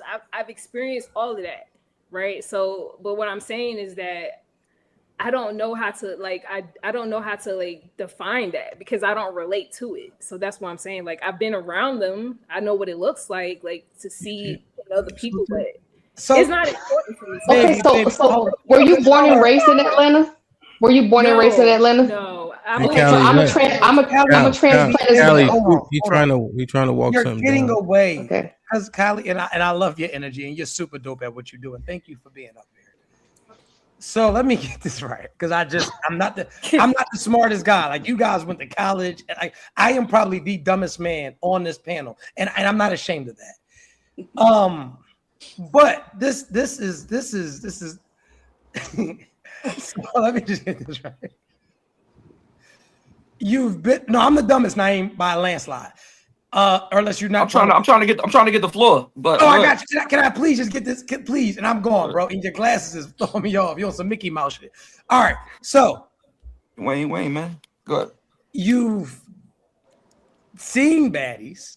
Your eyes have when you see a baddie, you can spot a baddie, but you wouldn't be able to describe a baddie. I mean. Come on, baby. Like Violence adorable. I mean, because it's like I don't want to be generalizing and saying, oh, this type of woman has to look like this. Like I'm just not on that. I don't know. Let me ask you a question. Can I ask you a question then? Is your hair puffy? Huh? Is your hair puffy? Yes. Hey, Hamp, I'm gone. I'm gonna out. Before you I go, have I'm no gonna more say, brain cells. I look at her page. She is the quote unquote standard of what women would say, oh, she's a baddie, right? But the fact that you're not going to sit here and degrade me, I appreciate that. You're not going to take the time out to say, well, this is what a baddie would. I just went to your page and looked, and you would be the definition of what they're saying is a baddie. But you're not going to take away from how I feel about myself, and I can appreciate that as another Black woman. So thank you. And you. So this is the thing, and see, I was going to be done. I was going to be done, but now I cannot allow that. So I was this just is giving her credit as a Black woman for not and doing thank what you, she but was that's doing. actually she's actually doing a disservice because it's not about you. You're personalizing it, right? And I've even complimented you all night and told you that you are a pretty girl, right? And I know that you're genetically fucked up. It's not now. It's not. I'm just keeping it. Are we gonna keep it 100 or no? No, but the thing is, I appreciated the fact that she didn't feel the need to disrespect me in this conversation. Let me finish. So we've all seen that Mexican body, right? We've all seen the Mexicans with and yours is just the front part. But you know how you see the Mexican with the big ass Notre Dame back with the little, like it's some nasty builds. You can, like, I seen you. I listen. I appreciate your efforts. You're in the gym. You're actually doing something to change it. But there are things about your frame just because of genetics you can't change. That whatever that situation is, that is just you. You can't do anything about that, right? But what we cannot do is give fat women, right? And I'm not saying you, not a genetically woman that's genetically disproportionate. We're not talking about that. I am talking about women that indulge or like they overly just eat. They won't get in the gym. They think that I'm fat, I'm nasty, take me as I am, and I'm fat and I'm nasty and I'm bad because I say I am. That is who we do not want to do a disservice to. Because so let's just get that crystal clear. I'm going, my plane is landed. And yeah, no, I mean, just to my bad. Go ahead, Hamp. Go ahead, Kelly. No, I just was asking. You felt like we was being disrespectful towards you because we said that bad build don't equal being a quote unquote baddie. Well, I don't believe y'all's opinion is valid towards me because I'm not going to take it to heart. If that's how you feel, Yeah, that's what I'm saying. That's what I'm saying. But like at the same time, I'm still going to. No, the whole thing, the segment is about my build. I called myself a bad build baddie, and you're saying that's not okay. When it is, because this is my life. I can call myself bad all day if I want to. No one's going to stop me. You can. You absolutely You don't can. have to You can, but we just saying that that's not the definition of a baddie. That's all we're saying. It wasn't nothing. It wasn't nothing personal against you. We wasn't even thinking about you when we was talking about what a baddie is. The topic is about me and my body and my build, and the conversation was surrounded around my as a topic. That's where the topic started. It wasn't. Right. And the conversation shifted. So can I hate a bigger woman be but it wasn't bad? personal. Yeah, But conversation. Hey, guys, it's no need for everybody to try to talk at once, literally, right? So, can I say? Hold on. But we need to be more succinct in our points, though, right? Be more concise so the point can actually land. Splits, what were you saying? Then we'll go to Naughty, and then Naeem was being respectful, trying to get in about 10 minutes ago. So go ahead, Splits, quickly, and then let's get Naughty, and then Naeem. I was just saying that I hate that you took it personal because the conversation shifted. So the conversation started with you because he played that clip. So that's exactly where it started. Yes, we did start with you, but as the conversation shifted, when we got to talking about baddies, it was not about you. It was about the definition of a baddie in general. So I get that you might have felt like we were talking about you, but I don't feel like I personally was talking about you. In my responses, it had nothing to do with you. Okay, go ahead, Naughty. And basically the same thing, because when he didn't ask, oh, is Ty Brion considered a baddie? No, we were just saying baddies in general. It wasn't to try to shoot slugs at you. I don't know. I don't know how you took it. I apologize for that. But, at the same time, I do feel like at the end of the day, yes, baddies look a certain way. But there was not a slight towards you. Naeem, you there? Naeem. Yeah, you can hear me? Yeah, go ahead. Can you hear me? Yeah. Yes, go ahead. Well, I want to say I think a chick with a BBL can't be a baddie. Any chick that ever got that type of surgery done to her body can't be a baddie. You automatically disqualified for being a baddie. And I disagree with what Explicit and True said about, like, well, he said something like what people of other culture think they're baddies. I think a big woman could be a baddie, but since when did we care about what the fuck white men, Irishmen, Chinese men, or Asian men think? That their opinions never mattered. Like, to me, only black opinions matter.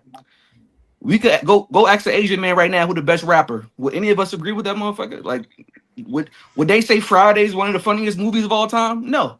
They want to see you can't go to a fucking Italian man and ask him what's the funniest movie of all time. He say Friday or Coming to America. Their opinions never mattered. So maybe they would call a 150-pound woman fat. That's how they think. So how the fuck can we expect them to expect the type of girls that we think are bad? So maybe to y'all, maybe to you, what a white Italian or fucking guy from Slovakia, Do you own a maybe car, to Naeem? him. Do you own a car? What happened? Do you own a car? Do you have a motor vehicle? Never. You've never had a car? I ride a scooter. You ride a scooters? scooter. You ride a. I ride scooters, yeah. I'm sorry. I ride a Golly, scooter. I bet. I know what you So mean. Naeem, that's why I eliminated the BMI as what is considered a baddie or not. I'm talking about as far as black culture. That's what I'm talking about. That's why I eliminated the BMI. Yeah.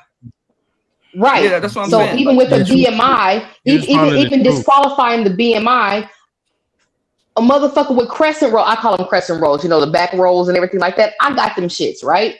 I don't consider myself a baddie. I got back rolls. It's not happening. All right.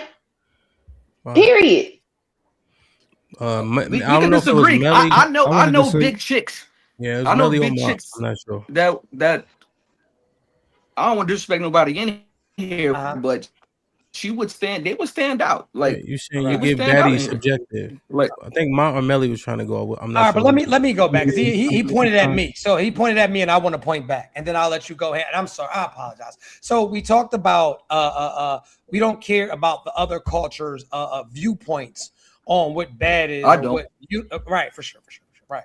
And so my statement was exactly: are we just trying to, because every black person is not in the hood as well, right? And there are a lot of black people who are health conscious as well, right? And so a lot of times, right, we just talk about proximity like that is what we're talking about. So having a big ass stomach and all of that is accepted in the hood, right? And this is another thing that you got to understand about black men, right? Black men, and I talk about this often, they are more acceptive of other fat women than any other race. White boys aren't really into fat women, but guess what a brother will do? He'll get the fattest white girl ever and be like, she thick. As long as she got a big, wide ass and all of that, they'll accept it. They have to come over to us because we're taking the mediocrity. We're taking the overweight and be like, man, we'll take what we can get because she's exotic, because she got straight hair. That shit is a trash mindset. When we talk about looks, when we talk about aesthetics, am I saying that people can't be overweight? Absolutely. I'm overweight. Everybody on this motherfucker, well, not everybody, but majority of everybody on here, we're overweight except for Explicit and fucking Lila.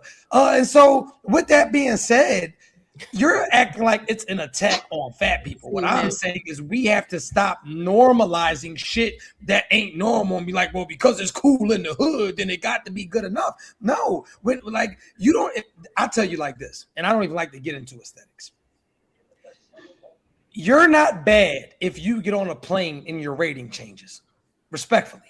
You are not bad if you get on that plane, because that's another thing. We talk about proximity. You're only good looking locally. Bonnets are not accepted in high value places. So you got some chicks that only look good when they got the bonnet on with the lashes and think that that's a fucking hairstyle. That shit's only accepted in the gutters.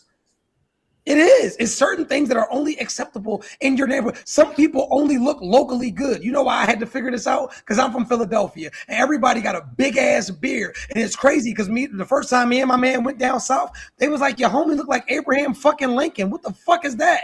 And I'm like, what? In our city, the bigger the beard, the more powerful, the better you look. But when we went out of town, they're like, what is your man got a shaving issue? So a lot of people are only nice looking locally. And so, and I'm gonna land my plane. Tyke Brian. I think that you're a beautiful young lady. I think that you're a beautiful young lady. I never attacked you for the way that your face is put together. I never even attacked your build because it's not for me to attack, right?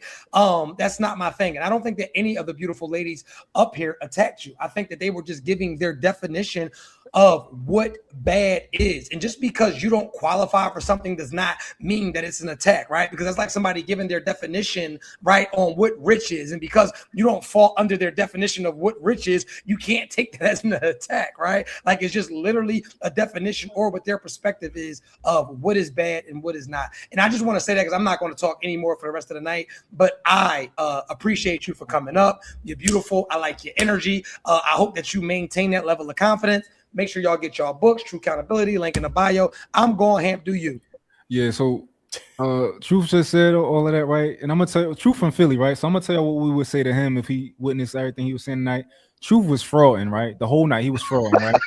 I let him do it. I wasn't gonna say nothing. I was gonna let him rock.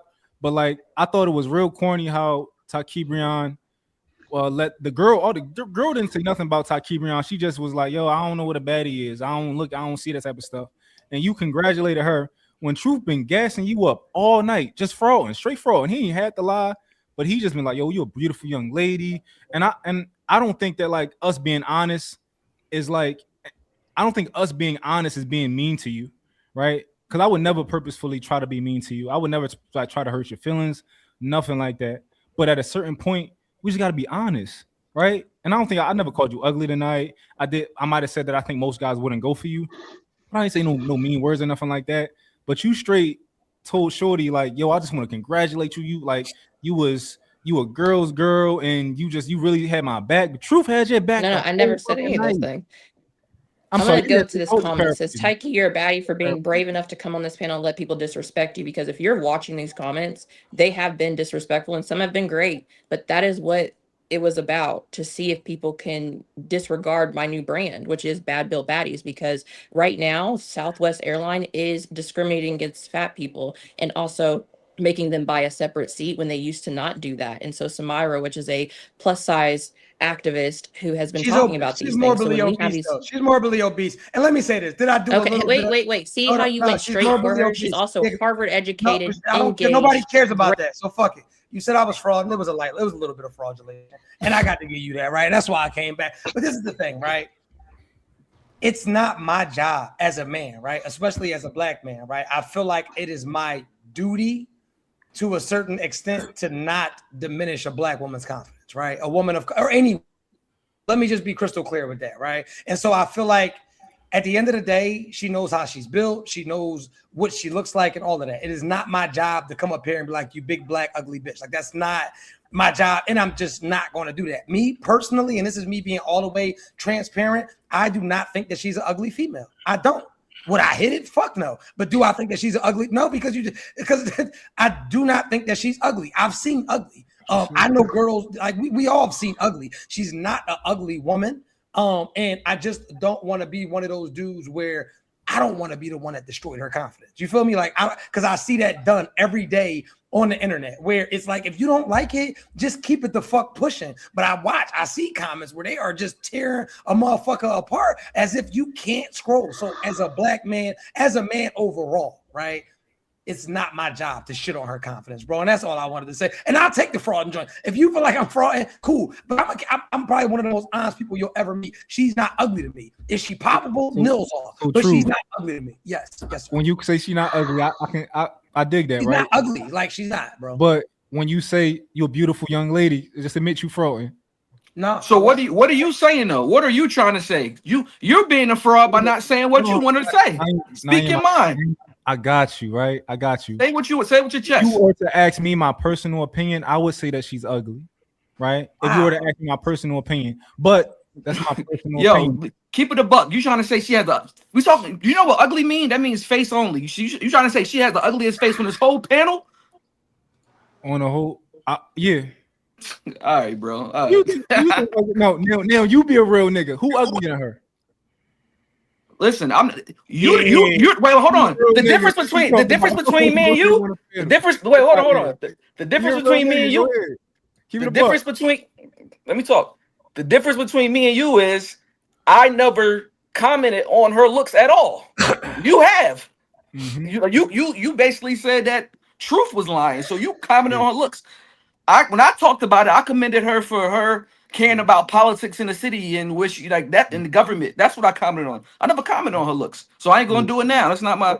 I'm not gonna single nobody out and talk about their looks on here. No, but respectfully, what you just did was you said you let us know, you inferred that there is an uglier woman on this panel, and I'm crazy if I think she the ugliest woman on this panel, and you called me out for not being a real nigga for not saying my personal opinion, right? So I gotta call you back out. You said that, but you're gonna keep it a secret. Because you're being very big. Because you're being very big on her looks. Like you're going hard as fuck. So yeah, you gotta keep it a buck now. I dig it. But just admit you think that somebody else is ugly on this panel, and you're going to hide it for whatever reason. I never said ugly, but I don't. Her face is not the worst on this panel, and I'll leave it at that. You gonna leave it at that? Because if somebody tell one of your supporters to send me $20 right now, and I'll do it. All right, hold on. Somebody send 20, so we hold up. Can somebody send 20? Fuck that. But it gotta come directly to my. It gotta come directly to my Cash App too. My Cash App, so you don't even worry about it. Can somebody put $20 up here right now so we can get to the bottom of this? Because this is what I want to know. Like, so I want the $20. Somebody send a dub up here right now. I'm gonna send him a dub. Let me. I need some breakfast in the morning. Yeah, I got you because I got to hear this shit. It's Truth actually put that shit out there for me. Yeah, you gotta stand on it because Naeem that 20 piece. Naeem got a point. Mott has a good point though. You can't call somebody out then. Call him out, make him stand on it. Then he tell you, all right, I'm gonna stand on it, but now you got to stand on it, and now you like my knees is weak. So because he started it. He basically called the woman ugly. So I'm just saying he called the woman ugly, which she's not a. Do you know what ugly mean? Ugly means like, I wouldn't even want to have a conversation with her because she's like, that's not, you know what I mean? Like that's she's not an ugly woman at all. Somebody sent that 20 piece. Shit, they said I didn't get no 20 piece. There it go. There it go. I got Apple Pay. I don't got Cash App. You got to tell me your job. Go ahead though. Can we get an answer? Ain't nobody That's gonna burn crazy. you. We gotta buy his honesty. It's cool though. I ain't gonna buy no. Listen. One on my. I'm hot. It's hot. I got the seat right now, so you better take advantage when you got the seat. You're saying. They go to 20, man. Can we get the answer? The dub is there. The dub is there. They pay for the answer. Naeem. The dub, Naeem. Who worse looking? Who's not? Who's less attractive? Oh, you gonna go on camera? This nigga's a sucker. No, I'm about to send. Wait, hold on. I'm I'm sending my number so I can get my moolah. I'm sending my. Hold on. Send my 20, beloved.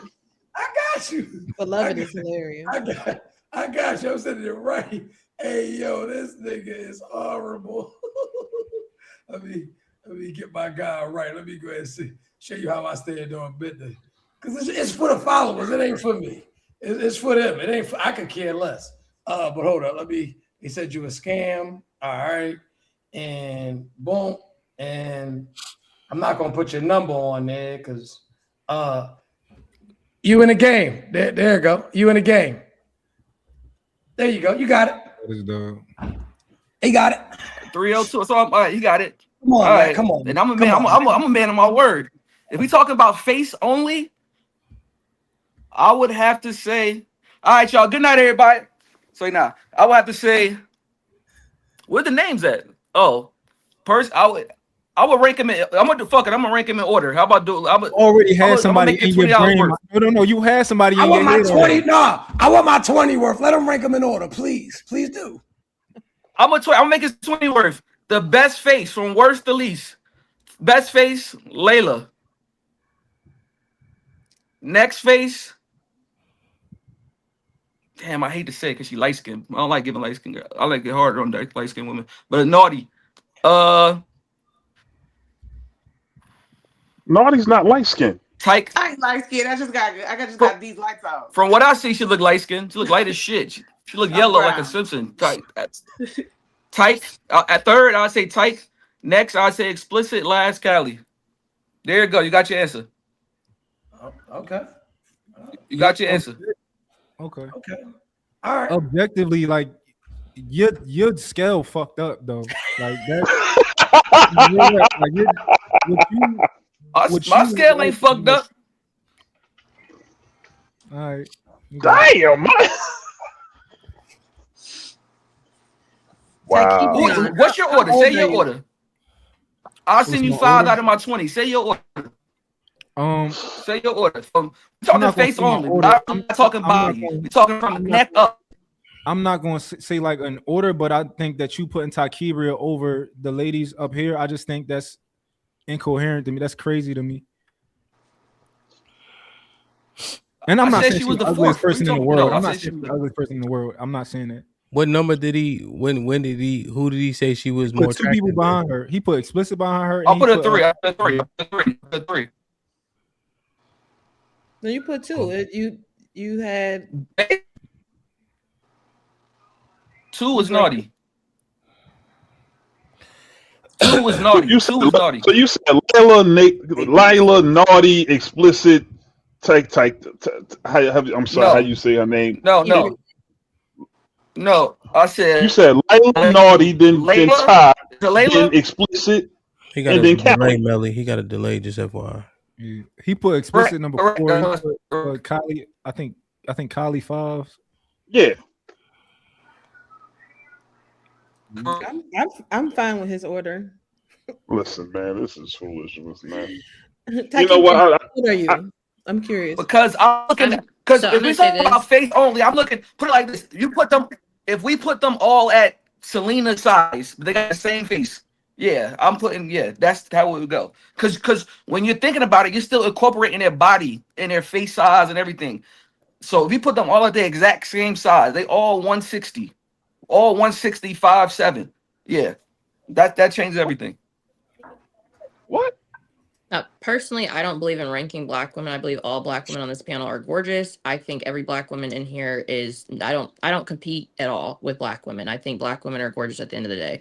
I don't believe in ranking us. I think that is also why the Pop the Balloon show I acted the way I did, is because I've never been on a lineup before, and that was very new experience for me. I'm not used to watching shows where black women line up and we pop on each other based on appearance. That's not something I'm used to, and so for me, your definition of baddie, your definition of ugly, your definition of pretty, those things really don't matter to me, because when I turn this camera off and I go lay in bed and I take my rose out, I'm gonna fuck myself either way.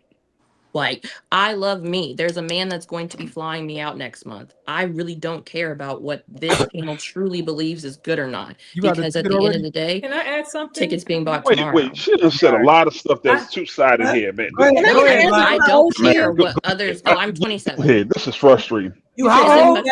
27? Oh, 27. Oh, okay.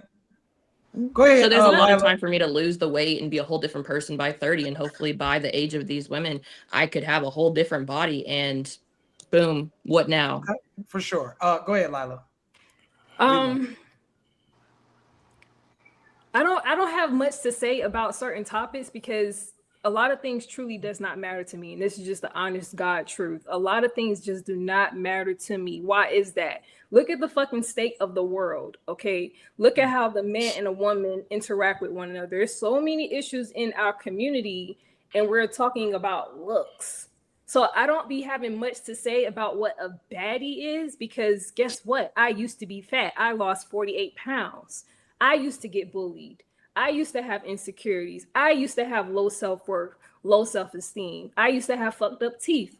I changed myself. I upgraded myself. I started eating healthy. I started working out. I became my own transformation, not only on the outside, but on the inside. I've served in the military. I've been in the male-dominant field. I've been bullied by men. I've been harassed by men. I've been sexually harassed by men. You see, there are so many other things that I could be worrying about than worrying about what a man thinks of me.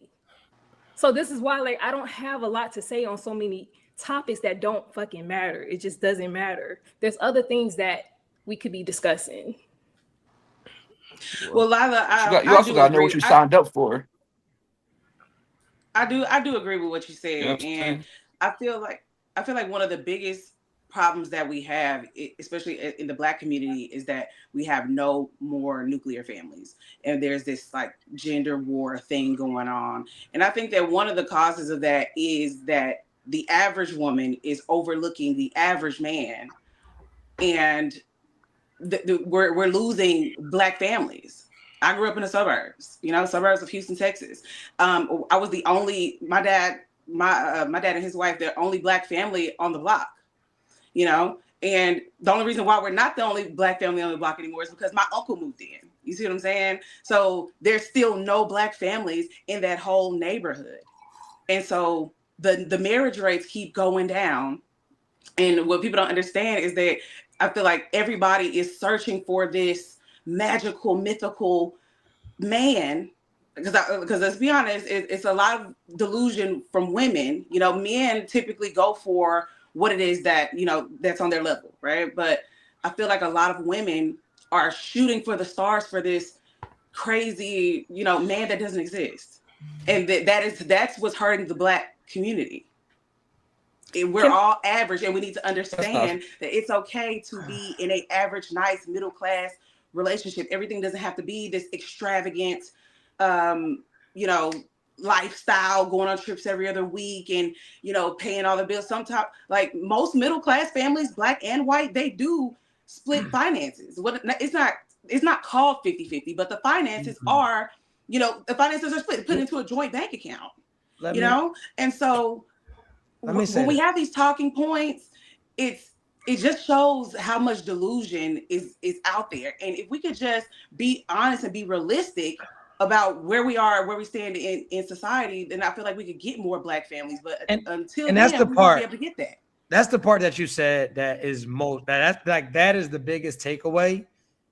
These conversations are needed, right? And a lot of people don't like these conversations because it holds people accountable and it brings people back to reality. So that is why these topics are needed to be discussed, because we are living in a world. Well, a lot of people are living in a world that I like to deem as fantasy uniqueness. These people are living on a cloud, and everybody does think that they're better than everybody, and everybody does think that they look better than everybody, and everybody does think that they're deserving of a whole bunch of things that they haven't put the work in to get. So yes, we applaud the fact that you got in shape. Yes, we applaud the fact that you got your teeth fixed. But this is the gag. You were somebody who saw things about yourself that you didn't like about yourself, and you were willing to put the work in to change those things. And so these conversations are needed because you have a lot of people who hate the way that they look, they hate the way that they feel, they hate the way that they dress, they hate the predicament that they're in, but they don't hate it enough to change it. And so you are the exception, you are not the standard. And that is why it is imperative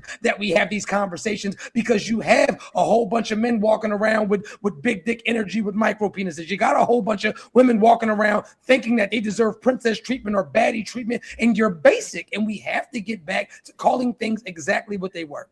I'm about to land my plane because we're getting off of here. I wish that society, I miss high school.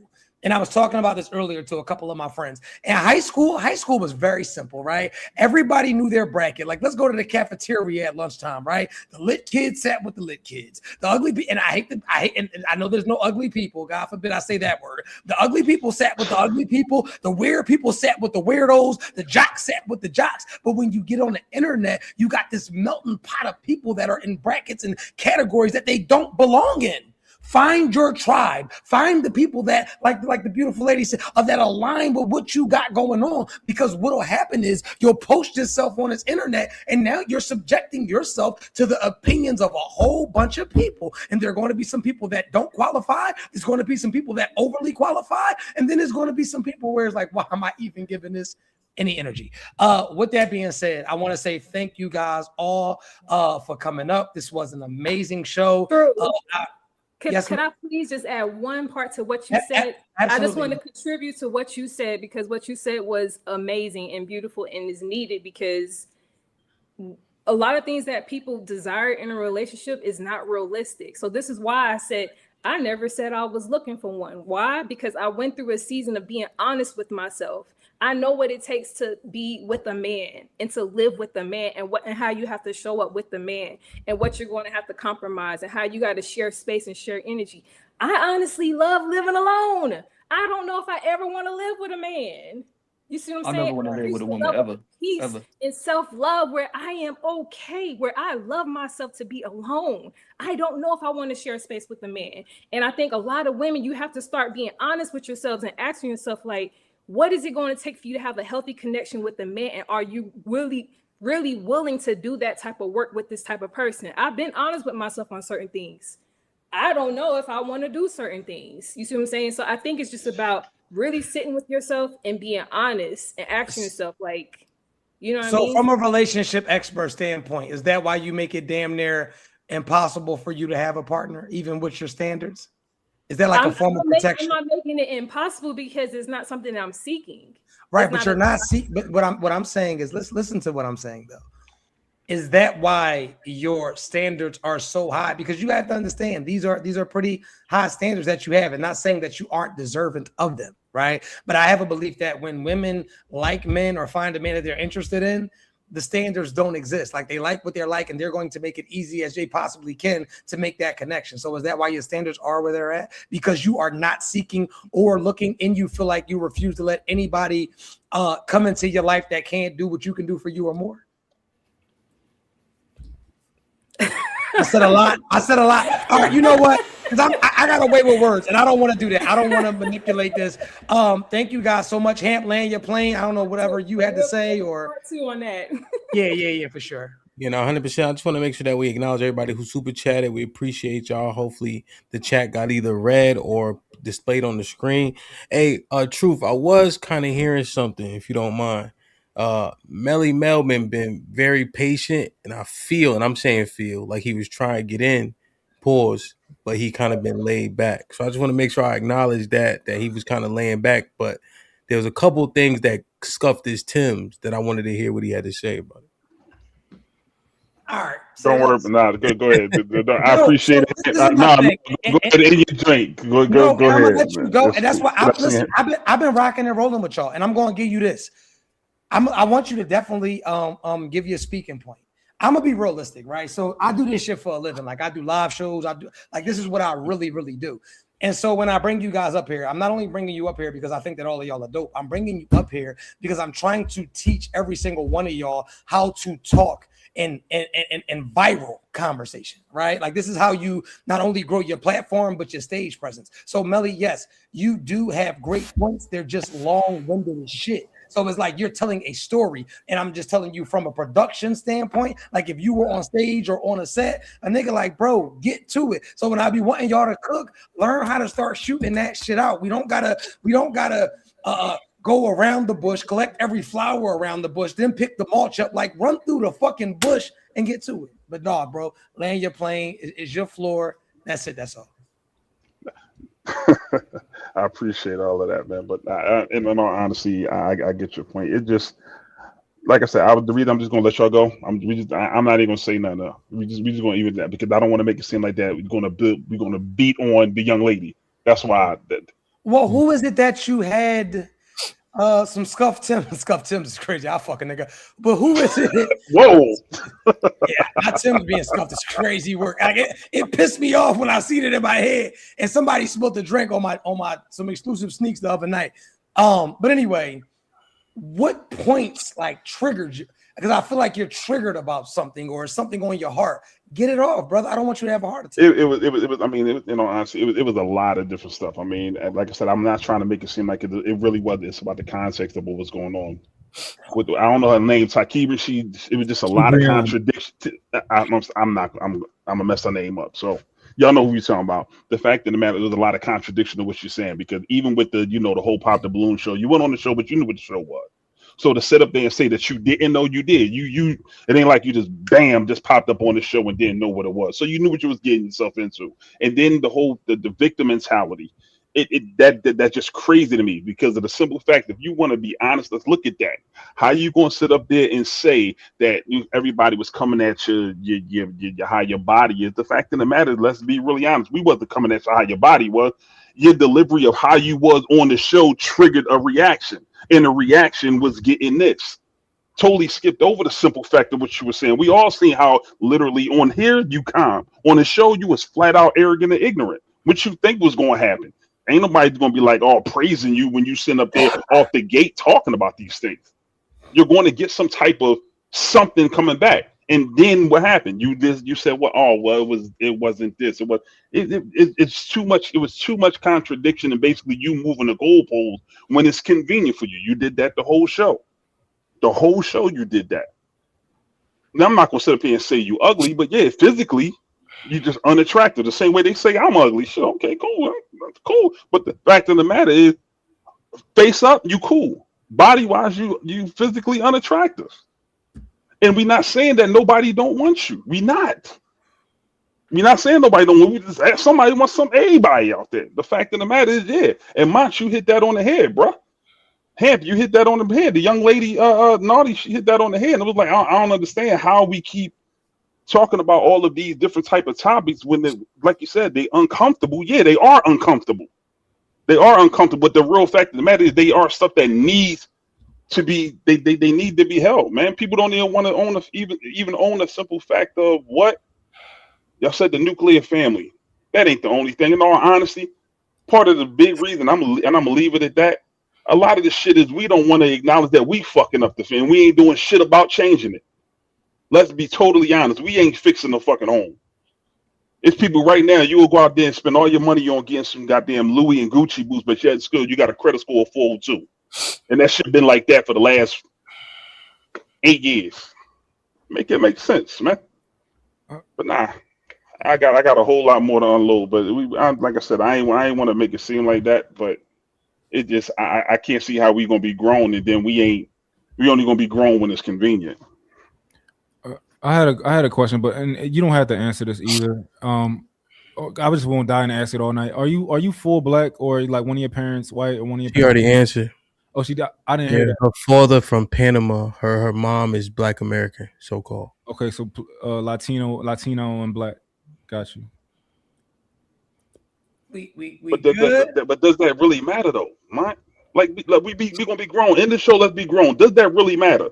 Respectfully, the same way as me, I've been overweight for a while. You're not gonna sit up here and try to make it seem like, oh, because I've been overweight now. No, you been knew you was overweight, man. Come on, like. I'm sorry. I mean, I'm going to tell you this: if we're going to be grown, no one on this panel could take away the confidence I have because he wasn't trying to. Right. So none of these things hurt. You can call me ugly. You can call me all these things. I don't care. Right now, but like everything you're saying, it's just going. I literally got Sinners on TV. Michael B. Jordan just won, baby. I don't give a damn. This is just for shits and giggles because I think it is funny because you guys still have not said anything about the topics that I brought to the table on that show. It is still based on appearance, and that is why I really did not know. I went to the show because my homegirl sent it to me and said, "Let's go. It would be fun." She canceled. Me and my homeboy still went. I didn't read comments about it until I sat in the chair. I just was doing it for the damn plot. Legit thought it would be fun to do. Didn't know. Never even watched the Pop the Balloon show. So you assuming is a part of the problem. I really didn't know. But I'm not. You went on the show with no context. I really did not know. I just thought, oh, this might be a fun thing to do. And now I'm a viral sensation for the show. But that's because these are not my caliber of people, and that is okay. And that's okay. I'm a nature girly who likes horror movies, who likes to go walking at the park. I like to go to the gym. I like to hike. I like lots of different things. And conversations about politics are very important to me. And I also am a political activist. So if you could not even talk about the topics I had versus my body, then really you're not my caliber of man. So Takibrion, it's safe to say that you get your sense of superiority based on your moral compass, right? So like who you vote for and things like that, that's what makes you feel superior to other people. Did I say I felt superior? So you don't think that if I sat here and said, oh, I voted for Donald Trump, you wouldn't think that you wouldn't feel superior to me, you wouldn't feel like you're more intelligent than me, you wouldn't feel like any of that? I would think you're a stupid ass motherfucker. So you would be honest and say that you would feel superior to me. I agree to that. You voted for a pedophile. Yes, you deserve this. You deserve an ass whooping handed to you. Okay, so I would say that there are people who voted for Donald Trump the same way that people voted for Obama, just because he's from New York or he a famous person, everything like that, just like how folk voted for Obama because he was black, whatever like that. You know what I'm saying? They both the same way. So unless I know why you voted for that person, then I wouldn't be able to judge whether or not I should dismiss you and toss you over my shoulder. I will dismiss and everything you like that. You know what I'm saying? I don't do pedophilia. I will not date a man that's into pedophilia. I believe if you voted for a pedophile, yes, you deserve to be belittled, and I am superior to you. What aside from that, what else? I mean, would you say the same thing about somebody who voted for Obama because he was black? Obama's not a pedophile. No. I'm saying because you have no other reason, you have no political reason other than the fact that he's a pedophile or because this person is black. Would you feel like the same way with somebody who voted for Obama because he was Do black? we understand what pedophile is? Hold on, I have a Pedophile? more important question. No, but just answer my question. He touched Answer my children. question. Obama is not in the same Can category. you answer my question though? Because you have no political reason why to vote for Donald Trump versus why to vote for Obama because he's black. So would you feel the same way because somebody has no political reason other than the fact that Obama is black? We would not be on the same alignment in a conversation because pedophilia so you can't answer the question. I got it. Pedophilia is my hard line. If you voted for a pedophile, fuck you. We gotta ask you what makes you think that he's a PDF, right? So give us that evidence that you read. Fuck all that. He's an idiot. How about that? That nigga's stupid, yo. No, Lane, just for her point. Was it the Epstein? What was it that made you say that? Tyke Breon, yeah, there you go. Okay, so we're gonna go to the Epstein files because I have to go all the way to Epstein files to show you. Would you like to see them, or can you Google it for yourself? No, I accept it, right? You said, hold on, you said the Epstein. He just talked about a 6-year-old this week. Tyke Breon, I accept the premise. It's the Epstein files. That's your evidence, right? So this is what's disingenuous. This is what's disingenuous, right? Those just came out. No. They have been there for this entire time. No. We didn't got to the public. Y'all didn't know about the Epstein files this entire time? They've been saying Hillary Clinton in there doing. We don't know we never knew it was inside them files. Them files just came out, right? So anybody who did vote for that man to say that, oh, we just found out he was a PDF the other day, and you're like, come on, that's disingenuous. In 2015. When he came down the escalator, videos surfaced of him saying, grab him by the pussy. And where was he at? He wasn't talking about pedophile stuff. With another man talking about children. He talked about his own daughter in interview. If that was not my daughter, he would have fucked with his own daughter. You said he was coming down the elevator with a kid. When he came down the escalator in 2015, there was multiple videos of him being pedophile, like a pedophile. The Epstein files. He was talking to another grown man about a grown woman. No, he was not. Are y'all MAGA supporters, yo? No, I'm a little scared now. No, I'm not. Y'all the fact the thing that's really pissing me off right now is the fact that y'all got me sitting over here defending Trump, and I'm not even a fucking Trump supporter. Y'all got me defending Trump, and I hate that nigga. Callie, but y'all over here being incoherent with y'all shit. My bad. Make the point. No, make the point. Don't talk about what. Let Callie argue because this is her lane. Go ahead, engage with Tyke Breon to edify us on what she's talking about. So, okay, the thing is that you are dismissing a Trump supporter for non-political reasons, and you call yourself a political person. I'm asking you, do you also dismiss the person who voted for Obama for non-political reasons just because he is black? And don't say that you knew that Trump was a freaking pedophile before the Epstein files came out to the public within the last year. You know what? I'm going to go ahead and do this for y'all. Yes, I'm okay if someone voted for Obama because he was black, because every president since before that was white. Obama was a qualified black man to be running. No one just gave us a random black person. Also, that was the third black person to run for presidency. Who was our first? A black woman, then Jesse Jackson, and then Obama. And we finally got a chance to be forefront and a world leader in the United States. And y'all are like, well, they voted for him because he's black. No, because he's been an educated man this entire time, a family man, 2 children, and a damn dog. He was the prime example. And that is why in the Epstein files, when you look up Obama, you're going to see how they talk shit on him while they were molesting children. No, so respectfully, you full of shit because you just gave a non-political reason why it's okay to vote for Obama. They vote for white people vote for white men all the time because they're white. What so she what? just did, so what? Callie, hold on, Callie. No. What she just did is what I was talking about.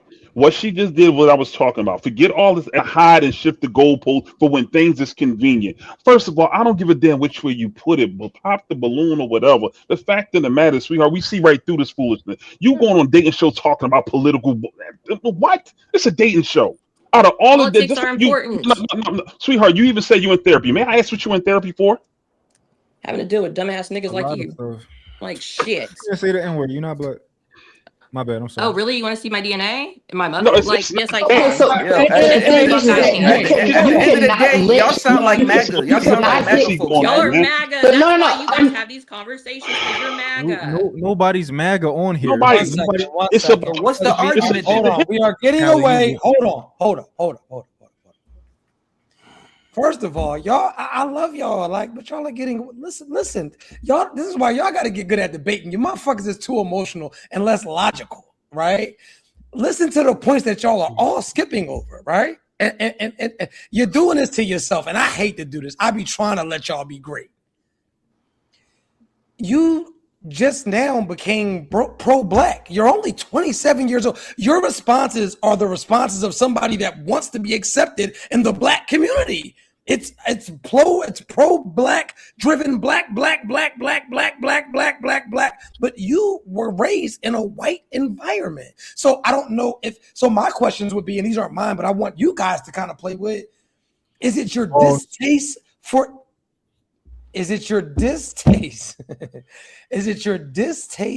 your white husband that failed you? Where is this I want to be blacker than black? Like, where does this come from all of a sudden? Everybody wants to focus on this and focus on all of this bullshit. Where did you become so fucking color purple black all of a sudden? Now y'all go ahead. I'm sorry. It's the assumption that I want to become purple color black. I was in the white school, not on my choice. In Oklahoma, Black Wall Street, this is political. Tulsa, Oklahoma, I lived in Southeast Side, which is the side that I went to school on, because my mother put us in that school because she didn't want us in North Tulsa, because North Tulsa schools look like prisons, which is where the black community is. I didn't have that choice to pick my school district. So that's where I went, because once again, segregation was a thing. It happens. I wanted to go to those schools. I wanted to go to Booker T. Washington. That's where I wanted to go, but not my choice. I was a child. But So this I is the ended up thing. going You to these. didn't Hey, you said I could have experiment. the floor for a second. I never Thank said you. that. So I was talking. you never run my movie. Anyway, so you didn't experiment with white men. You fucked them and got pregnant by them, right? You didn't experiment. You didn't just pop a white dick in you and say, fuck it. It was the only thing that was around. You got booked by one, and then, right, and she left, of course.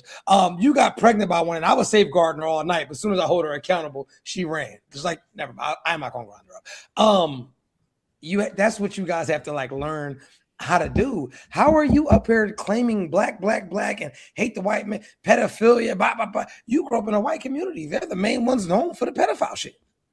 They're the main ones known for the child pornography. I've been in prison all my life. When you go into those prisons, the highest percentage of the child pornography, and I'm not going to go statistically because I don't know the numbers, but I'm telling you right now, for every is 50 white child touchers the one black man in the prison systems. So I can only imagine that. What is that? 75%. White. Last time from 2022 it was 75%. Right. And you see how I kind of and that's just by me seeing it on my, not even on a worldly stage, but in a prison stage. So it's and then we have no evidence of him doing any pedophile behaviors, right? And so you have to understand, not only the message, but the messenger. Where are you getting this from? Where's this info? Why are we letting her get up here and just keep kicking and then using the black card to slide out of it? It's like people that use religion to get out of shit. Well, God said that's not good enough. So that's what I wanted to say. Go ahead, Hamp. I see Hamp want to say something. Go ahead, bro. No, I just, I agree, Truth. I'm y'all Callie, there was so many other angles, right? There was a false equivalency about black and a pedophile. You were just saying it wasn't political, but that wasn't her stance. Her stance was, this man did something egregious, therefore I can't support him. Being black isn't egregious at all, So, yeah, there was so many, there was some opportunities. For sure. For sure. But I'm just saying she gave a non we heard it. We heard it the first 10 times, but yeah, we just. And this is the thing, right. You dope as shit. You're dope as shit. The only issue is, and this is for all of y'all, because y'all all are super dope. Don't get caught up in the Mont kept his composure. Mont was cooking. Mont came to kill tonight. He kept his every fucking topic or any debate that he had back and forth, he kept a calm demeanor, and that's why he was able to articulate his points. He was able to, whether they were good, bad, or indifferent, he was able to articulate because it wasn't emotionally driven. It was driven by logic. My fault. Go ahead.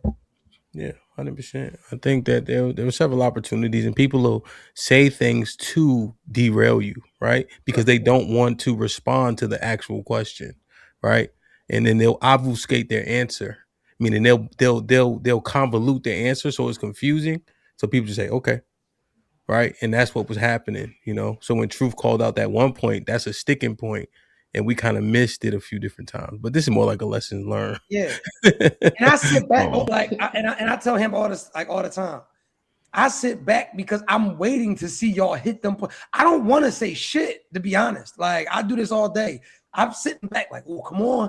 Like, y'all gonna let that. I'm be watching them. That point went by that. Because this is what's gonna happen. And let me get the fuck off here. Let me talk to y'all behind it.